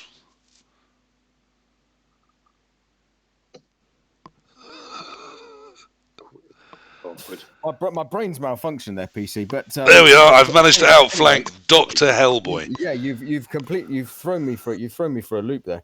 A man who I think reboot again. We can take it from that. Does not get a lot ahead, and hence no basis for answering that question. Anyway, as a tournament attender, I don't run tournaments. What can I do to make your lives easier? Oh, just read the rules pack or read the information and just do as you've been requested. That So put in a team with the right TV that's been asked for, things like that. Yeah, I get it. Submit your roster. If roster submission is required, submit your roster on time and accurately. And I know Pipey does a great job because I've been the team captain for a while, so I always try and update him when there's a change. If someone's changed their NAF name, if I've had a teammate drop out, I always try and engage in that communication. And this year just gone, unfortunately, I submitted the team roster the race choices closer to the deadline than I would like because I'm an organised person. They were within the deadline, but my God, if I could have put them in 2 weeks early, I wanted to. I think that says, again, quite a lot about your psychological state. Pipey, is there too much contact? Should we leave you alone, or do you want loads from us as the captains? No, it's fine. I was just going to say that the worst thing is you can submit them once and have to submit them again and change them. That just confused me. So you don't have to... Before the deadline's fine, it doesn't have to be 2 weeks before, because you might change them. So just ask me that question again, please, Dave. What can a tournament attender do to make your life better and easier? What's the ideal tournament attendee? Oh, I mean, just someone who's polite and pleasant for their opponents to play, plays within time. That they've, like I said before, they've read all the information and it's really good when people read things like the schedule on the website and they don't have to come up to you and ask you what time's the next round and that sort of question, or that's what you're there for. What counts for casualties? That's also on the website. If you've read the website, sometimes people have read the website in more detail than the person who wrote it, and that's really helpful. And someone said, "You've made a mistake here," and I said, "Oh, yeah, right. I'll change that." Yeah, sometimes they spot people who've only allocated an hour and a half for the game after lunch, for example. Oh, did we do that? No, but someone on this panel did. I'm not naming any names. I'm just saying it does happen occasionally. Yeah. Okay. My three things, Dave, are turn up and turn up on time. And if you're not going to turn up or turn up on time, just let me know. Like those are the two major things, because trying to match up and just let us know. And then otherwise, don't be a CUNT. Just be nice to the people you're playing. Like that's all. Cambridge University netball team. Yep. Yeah, now we did have a little chat last week. Hellboy wasn't polite enough to turn up, but the rest of us did, which was nice to get everyone up to date with the technology and stuff. One of the things that I thought was really interesting that got mentioned was I spoke to Pipey, who I've today been calling Brendan like we're old friends, as if he's someone I've known for years.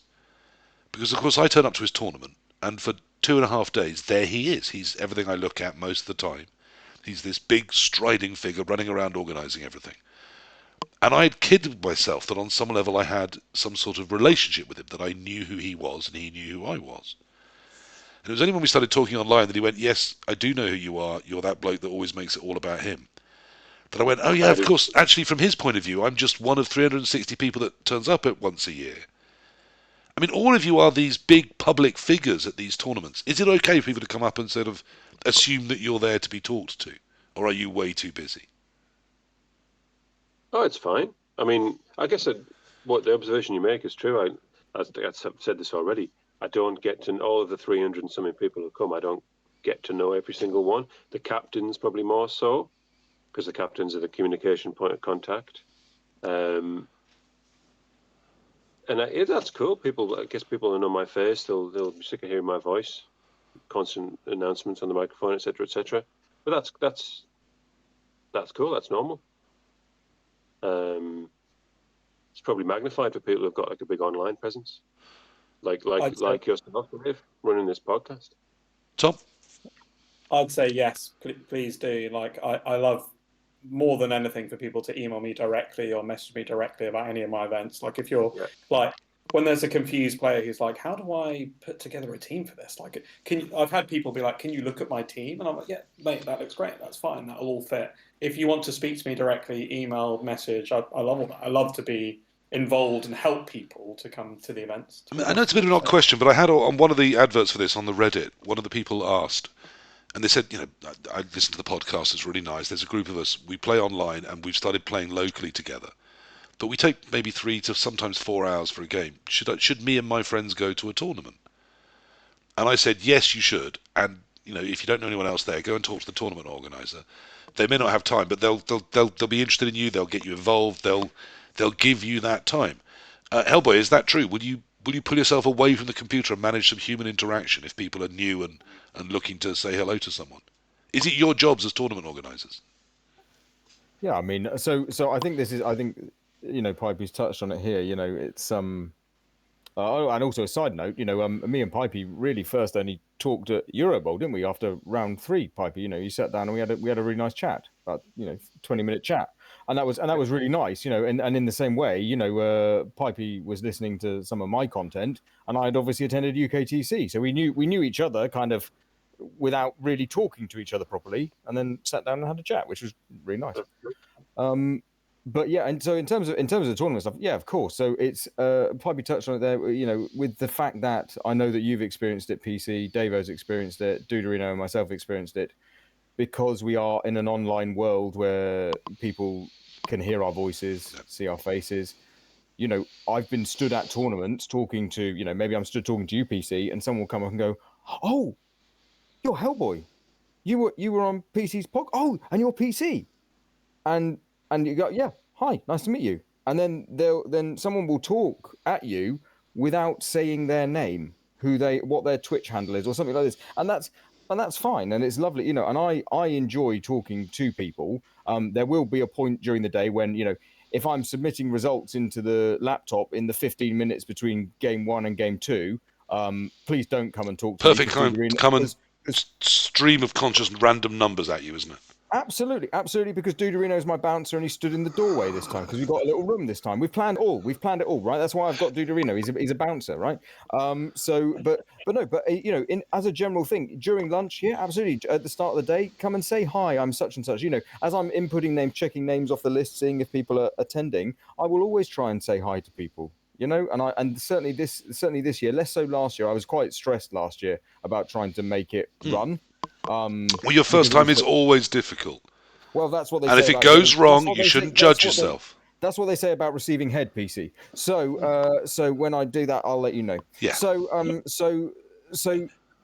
was quite stressful, but this year I'm definitely going to try and take more time just to walk around a bit and just say hi to people, and some particularly the online community, do come over and say hello. It's lovely. It would be lovely to meet people, and the tabletoppers, I may have seen you at events before. I may not have done. Come over and say hi. Quick tip: if you're sat there playing your Blood Bowl game and Hellboy does walk past saying hi, don't stand up. He doesn't like it when people loom over him. He finds it quite intimidating. So if you're sat down, the eye level will be really good for him. So just chat to him from the seat, and he'll be really comfortable with that. I mean, ultimately, Blood Bowl is a social game. It's about meeting people, which I love about it, and I think that's that's how I would summarize all of that, all of what you guys have just said. It's just it's a social game. We all want to meet each other, and that's it, really. Absolutely. I mean, there are times I would have 10% less Blood Bowl and a little bit longer for the chatting in between, but you know, we all do want to play the Blood Bowl as well. Now, I really do want to move on. I did promise people we wouldn't go, you know, towards the 2 hours, and we are desperately heading towards it. So my apologies. I believe I've saved the best for last, which I was always going to ask this question, so I'm going to lead in now. So there we are. Tom, you're running 3 a year of what we are, I think, now calling boutique bijou tournaments. I think that's now their name. We have the ever-expanding Bang Average Chicken Davotational thing happening, which will no doubt go even bigger next year. And the UKTC is at 360. They've messed you around with times. They've messed you around with dates. Are you nailed on and think you're going to get the same 360 or more? And do you think there's spokes to go any bigger next year? Now that you've got the summer slot. Well, it will be quite. We was originally doing it in January, weren't we? Yeah. Before the pandemic, of course. So the contrast between the middle of January, when like a lot of people, like traditionally the Glaswegians would be like caught in a snowdrift and wouldn't make it. That used to happen quite a lot. Or there'd be problems with flights and all kinds of weather-related issues. But now we've got a bank holiday weekend in August. It'll be quite a different flavour altogether. I mean, I imagine, unless something changes within the community, I imagine we'll still hit the capacity. I mean, that bank holiday weekend, it raises possibilities of not having to rush off on the Sunday as well, of actually, you know, perhaps staying another night and enjoying yourself on the Sunday evening and wandering home on the Monday.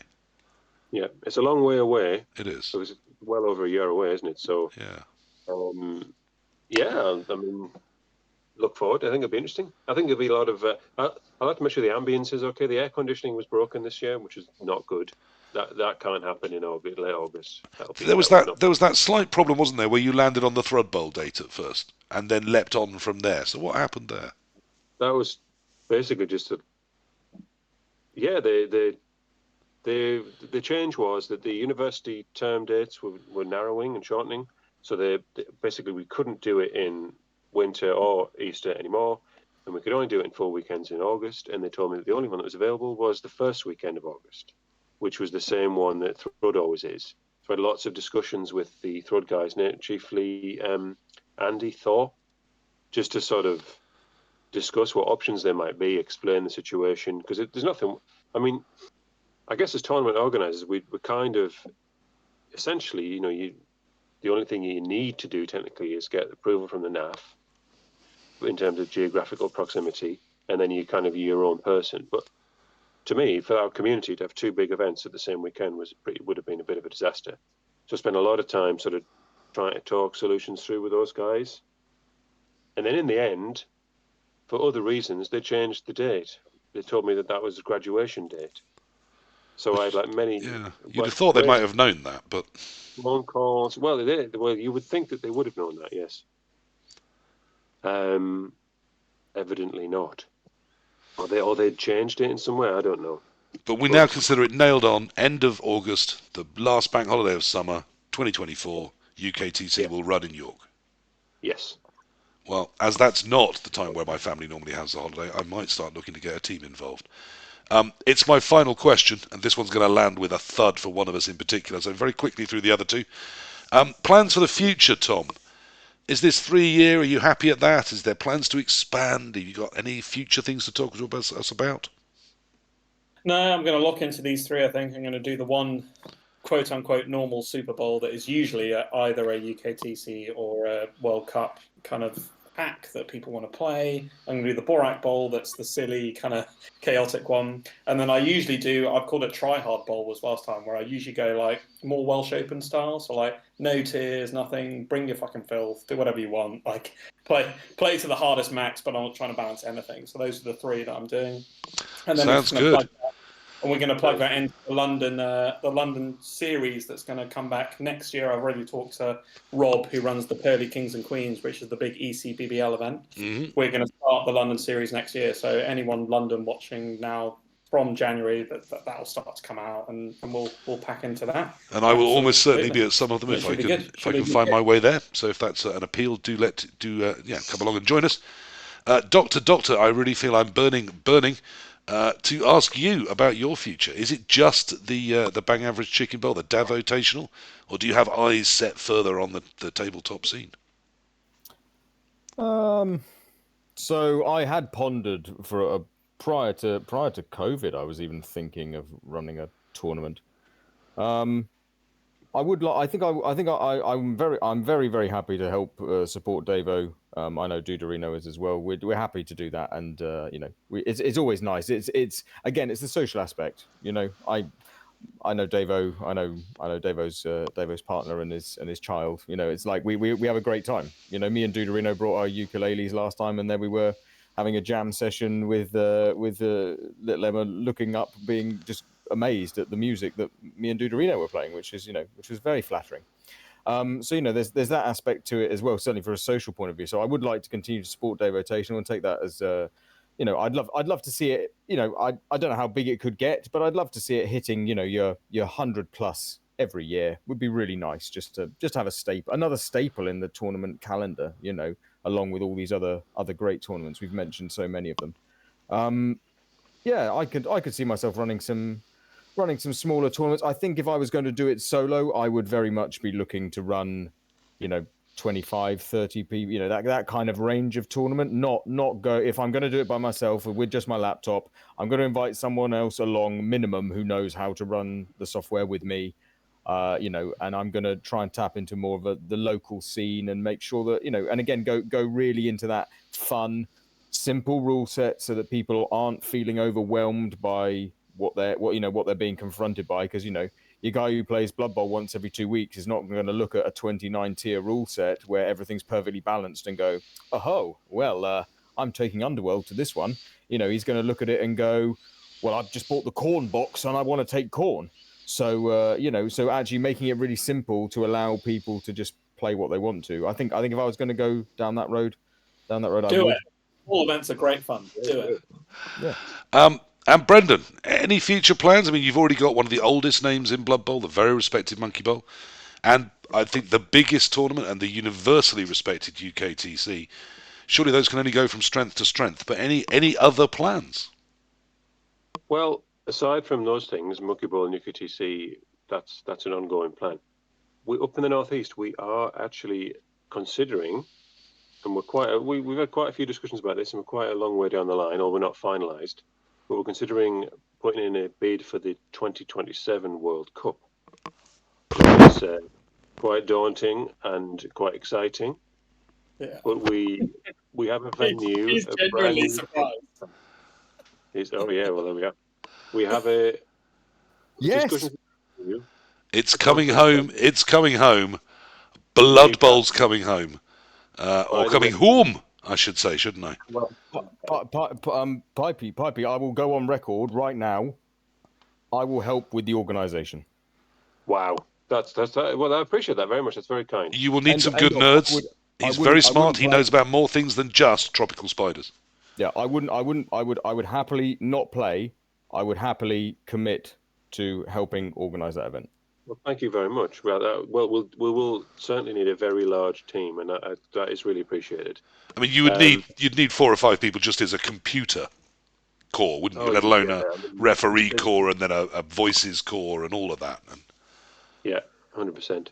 So I also didn't know that was coming. They refused to tell me that was on the cards. I didn't know that was coming. Hellboy, would you dress in a gown and do the opening number at the ceremony to welcome the World Cup to the northeast, to Newcastle? Would you bang out an Adele or a Newcastle? Blood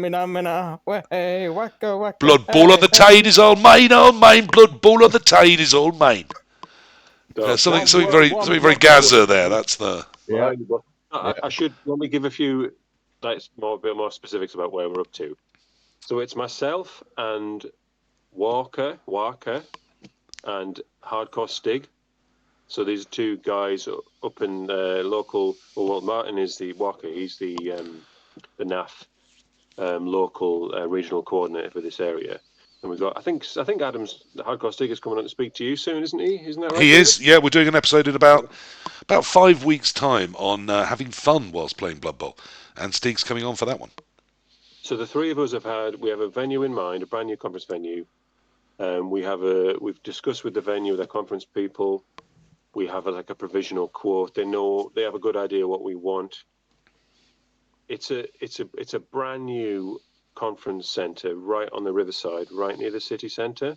So there's a lot of advantage. I know some of the previous ones, sometimes it's like an out of town venue, but this one, I think maybe the biggest selling point would be how you could walk into the city and everything the city would offer. Oh. Newcastle, a fabulous town to be out in as well. Yeah, it's a lovely place to visit. Lovely, So absolutely lovely. We haven't yet. It's a huge undertaking, really. And we talk about finances. It's like it would be like a massive financial project. Like looking at the size of the Alicante one, I think there's over 2,000 sign-ups. I mean, I've heard Alicante might be nearing the magic 3,000. Certainly, I know they've looked at 1, 2, and 3 in terms of logistics. So yeah, it's a huge thing, like which would be like hundreds of thousands of pounds sort of budget. So we have to be sure that we're willing to, like we've talked about, the sort of the risks that you take as signing up to something like this, and how we would think about insurance or other aspects in case something happens, that things go wrong. So we haven't yet 100% sort of finalised whether we're going to do it. We're a little way short of that, frankly. But I think it's interesting to talk about it. We're thinking about it, and we have had a lot of discussion about it. So it could well be on the cards. Well, I obviously did know that was something I was queuing into happening at the end of the show. I mean, in terms of my opinion, I can't think of a more experienced team in terms of running large-scale Blood Bowl and running it well, with a successful track record. I mean, I'm sure over in, as you say, in France with the Teach Bowl, though I hear that may be under threat and maybe disappearing. And I know there are other good tournaments all over Europe and indeed in America. But, it'd be interesting for me for Blood Bowl to come home. I think that'd be fantastic. Blood Bowl, its home is Britain. I don't think it's been here for a while, the World Cup. It's only right and proper that it goes around the world and other people get to host it and take part. But it'd be fantastic to have it back. I mean, you'd be looking at presumably a huge logistics team. I mean, your ref team would have to triple, quadruple overnight. Yeah. I think we would. Yeah, we kind of like we've looked at it in terms of like mapping out like a personnel staffing structure, like across the whole, like various phases of the event, from bidding for it and all the planning involved in terms of like taking payments and communications and all of the logistics and planning ahead of the event to actually what happens when you get to the event. And I think you would need, like dozens of people. I think you would need. And that would be fantastic for Newcastle, for the whole northeast, to have hundreds of people coming and spending money there would be, life-changing for the town of Newcastle. It is, well, a few thousand people. We do get quite a lot of people visiting from other different reasons. I think it'd be quite. Well, let's say this: the city is used to hosting large events, and the World Cup would be. Pipey, is there a Pop World in Newcastle that we can go to? Because Pop World is. There's the whole of the Big Mac market, which, as long as you don't wear a jacket, so that obviously you're not a homosexual. There's flares, isn't there? I hear it's possible to get quite lucky down there. In Newcastle, so flares is comparable to Pop World. Okay. So, does it have a revolving dance floor? I need a revolving dance floor. Like I can't not have that in my Blood Bowl. I'm not sure. I'm not the person to answer that, and maybe it does, maybe it doesn't. I mean, I will say this: Newcastle is voted as one of the greatest nights out in the world. Yeah, it really is. In the last few years, it's like a big party. I'll have a joke because I have a joke about anything, but you can't sound more southern than me unless you're Hellboy putting it on and trying to out-southern me. Oh, good gosh, PC, how dare you? That's absolutely outrageous. But every time I've been to Newcastle, as a dyed-in-the-wool Arsenal fan, I don't hide that. I wear my allegiance out and open and proud. I've always found if you don't take the piss, if you just treat people as people, the people in Newcastle are as good and as hospitable as any you will find anywhere. I've never had trouble there. I've had some fantastic times going out there. Controversially, I've also enjoyed Sunderland, which I know I shouldn't say, having just complimented Newcastle. I'd be fully behind it. How exciting. What a wonderful thing to look forward to, that perhaps in 27 or as an outlier maybe 31, we would have Blood Bowl in our homeland, in the land where Blood Bowl was born. What a beautiful thing to hope and dream for. Coming home, I'm formulating we'll have to use this as part of the marketing strategy. Coming home, I guess it is in a way. We do, but winning the bid would be the trickiest thing. Yeah. Well, would it be the trickiest thing? It'd be one of the many tricky things. Let's put it like that. Think about the option What do I know for. about winning the bid? Sorry. Just think about the option for the team that you do though. They can be referee colours. It's right there. It's right there in front of. No, but like really. Yeah, absolutely. Yeah, it's right there. It's right there. And Hellboy, you of course would have to choose between doing a version of It's Coming Home and a version of Vindaloo, but one or other would be needed to push the England World Cup bid. Well, whatever's needed, PC. I'm sure you'd step up to the plate. It is final moments. I always say I don't want these to go over 2 hours, and yet sometimes they do. I had a feeling just talking to three lovely people like you, I wouldn't cover half the stuff I wanted to, and yet we would still use up a huge amount of time. I've really enjoyed it. So habitually this evening, Brendan has said, if you were a proper interview, you'd have asked me this. So what I'm going to do is your final question is I want to say, what should I have asked you but I haven't got round to yet?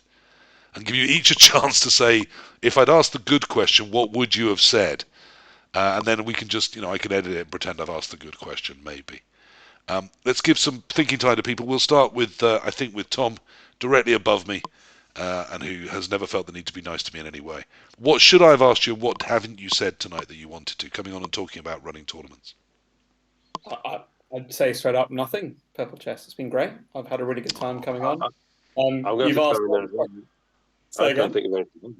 Yeah, I can't think of anything else. I think asked pretty much all the questions that I'd want to answer. We were talking about like running your first event, and I think I just summarise on you need that selling point that we talked about, whether it's Andy Davo's face or whether it's like doing something that people want to come to with your local club. You need a good selling point. You need a very normal rule set if you're running your first event. It needs to be very normal. Don't go and do stupid mutations.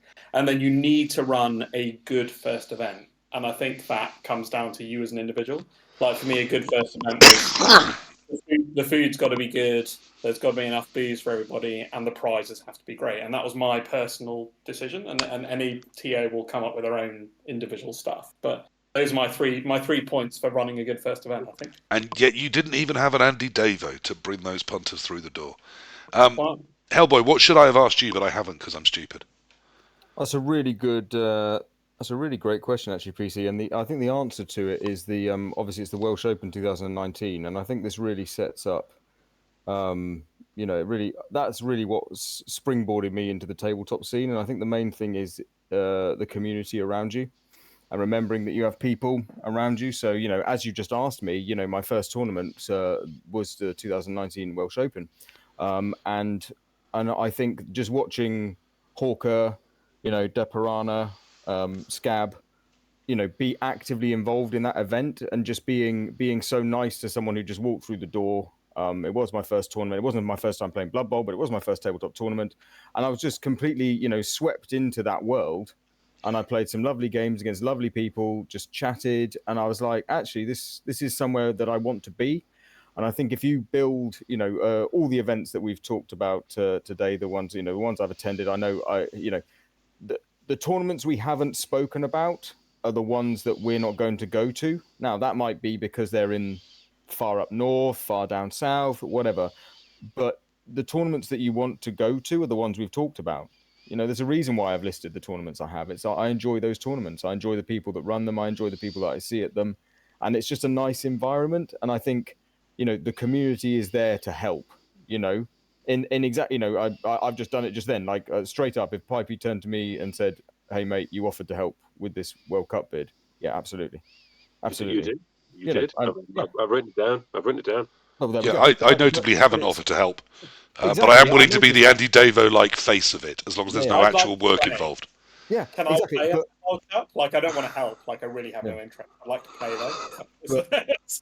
But the thing is that if someone came to any of us, any of the other tabletop players, whatever, like so many people, names that are not featuring on this podcast, there are people there who you could say, "Hey, I've thought of this rule set. What do you think of it? Do you mind having a quick look for me?" Yeah, absolutely. And that goes for all aspects of stuff. But if you're wanting to run a tournament and you just want to go, "Hey, I need some help with this," maybe I'm not your guy, but maybe I know the person that I could put you in touch with to help. You know, And 'cause there it is a there is small always community. somebody. I mean, there's someone in every town wanting to run a tournament or wanting to help run one or Absolutely. consult on a rule set or spend an hour just having a beer and talking about rule sets with you. Someone like that does exist, and they are very, very findable if you want to. Yeah, coming back to that very first moment, that first tournament you played. I mean, I don't want to be. Some of those people are lovely. Hawker, for example, I think is a lovely, lovely human, but I'm still going to take the piss. How much was you feeling welcome, and how much looking around and just thinking, I'm 20 years younger than these guys. I could rule this world when these guys just don't take their vitamins, let alone when they die. Well, again, it's a lovely moment with me and Duderino. I walked up to Duderino for the first time and said, "Hi, I'm Hellboy," and Duderino swore at me and said, "No, you're not. Hellboy's, 6'4", massive beardy, tattooed guy." And then looked at me and I told him my age, and he said, "Where's your driving license? I want to see how old you are." He refused to believe I was as old as I am. So that was pretty funny. But no, it is. No, it's about that community. It's about being welcomed. It really is. There are maybe 2 tournaments I've attended that I will choose to not go back to for various reasons. But I'm not going to stand here even and say their names. I'm not going to complain about them because other people enjoy those tournaments. If the people want to use the wacky rules, so if Tom's running 3 tournaments, I may choose to attend one of them. And I probably would attend the one with the more basic rules. Yeah, the wacky tournaments one I'm going to because I want to go and have some fun. And normally it would be the one I would prioritise the least. But like I said, because it's kind of bijou and compact, it feels less. If that was a 300-person one, I'm not sure it would tempt me so much. Oh, Dave and I haven't seen each other recently, so it'd be lovely for Dave. It would. It'd be really, really nice to be there. Brendan, let's come to you. What's the question I haven't asked, and how would you answer it? I couldn't think of anything, but in listening to the others, I suppose you could have said, "What's the favourite tournament that you've been to?" What's your favourite tournament that you've been to? Tournament? What's your least favorite? That's. I suppose the best tournament experience that I can think of probably is totally different to any of the sort of kind of tournaments we've discussed. Is we did a thing called Jocks versus Geordies, which is basically a tournament that was an invitational completely. It was done between the Scottish Eurobowl team and the Geordie Blood Bowl League, and it used to precede Eurobowl or the World Cup. Like we do it like 2 or 3 weeks before the Eurobowl, and it was completely invitational. We just get together, we'd use the rules of Eurobowl as a practice, and I guess I enjoyed it because it was just such a great spirit, lots and lots of fun. It's totally different to these kind of tournaments. Sounds toxically elite to me. Anyone experienced such a lot of fun, just like usually going to someone else's house, enjoying their hospitality. I think it sounds fantastic. That's quite a lot of women sleeping a lot safer that night. Indeed, those kind of tournaments are highly recommended. But yes, so maybe a regional scene, perhaps that's the thing. With England as dominant as they are within Blood Bowl, obviously, perhaps we need to divide up into smaller regions just to have some competition. Of course, I say that as if Scotland's part of England. Scotland not really part of England, is it? Just a bit of the north of England that we still own. It's definitely not part of England. Don't say that. Yeah, you'll be accused of elitism or something. Like Wales. I mean, what I love about Wales is that they're just like the Scots, except they don't complain much, do they? They sort of know their place, which is great. Look, I'm not got the confidence to run a tournament. I'm lucky if I can organise a bacon sandwich on the way to one, and without that, I am completely lost. I do feel it really struck me that Brendan was someone I'd known for years. He doesn't know who I am just because I turn up to his tournament and I see him, and they're so important to us, these people that run these events. And I thought that's really interesting. I want to do a podcast about them, and I hope that's given us some insight into who they are, how they're running these events that are, I think, really the arteries that hold Blood Bowl together. We've got the people playing online, we've got the people playing in their leagues, we've got the people doing their painting. The one time those people cross with each other, the one time the streams meet, is at the tabletop tournaments, which seems to attract people from all of those worlds at different times. I think it's a really important thing these guys do. I certainly wouldn't want to take that risk. The idea of putting that money on the line, of booking a place, of expecting people to turn up. I don't throw birthday parties. I'm so worried that no one would come. And I've got family that have to be there. So the idea of suddenly getting 360 people and saying I'm going to risk the money to get 360 people under roof and I'm going to give them all tuna and for some reason sweet corn sandwiches. I don't know where you get that confidence, but thank goodness you do. It gives us some fantastic tournaments to attend. Thank you very much for coming on and talking about it. I hope that's helped anyone that wants to either attend a tournament or run one. Let's just all wave and say goodbye, and anything you want to say, because it gives me a nice easy point to find in the edit. Oh, look, even Dr. Hellboy waving. Fantastic.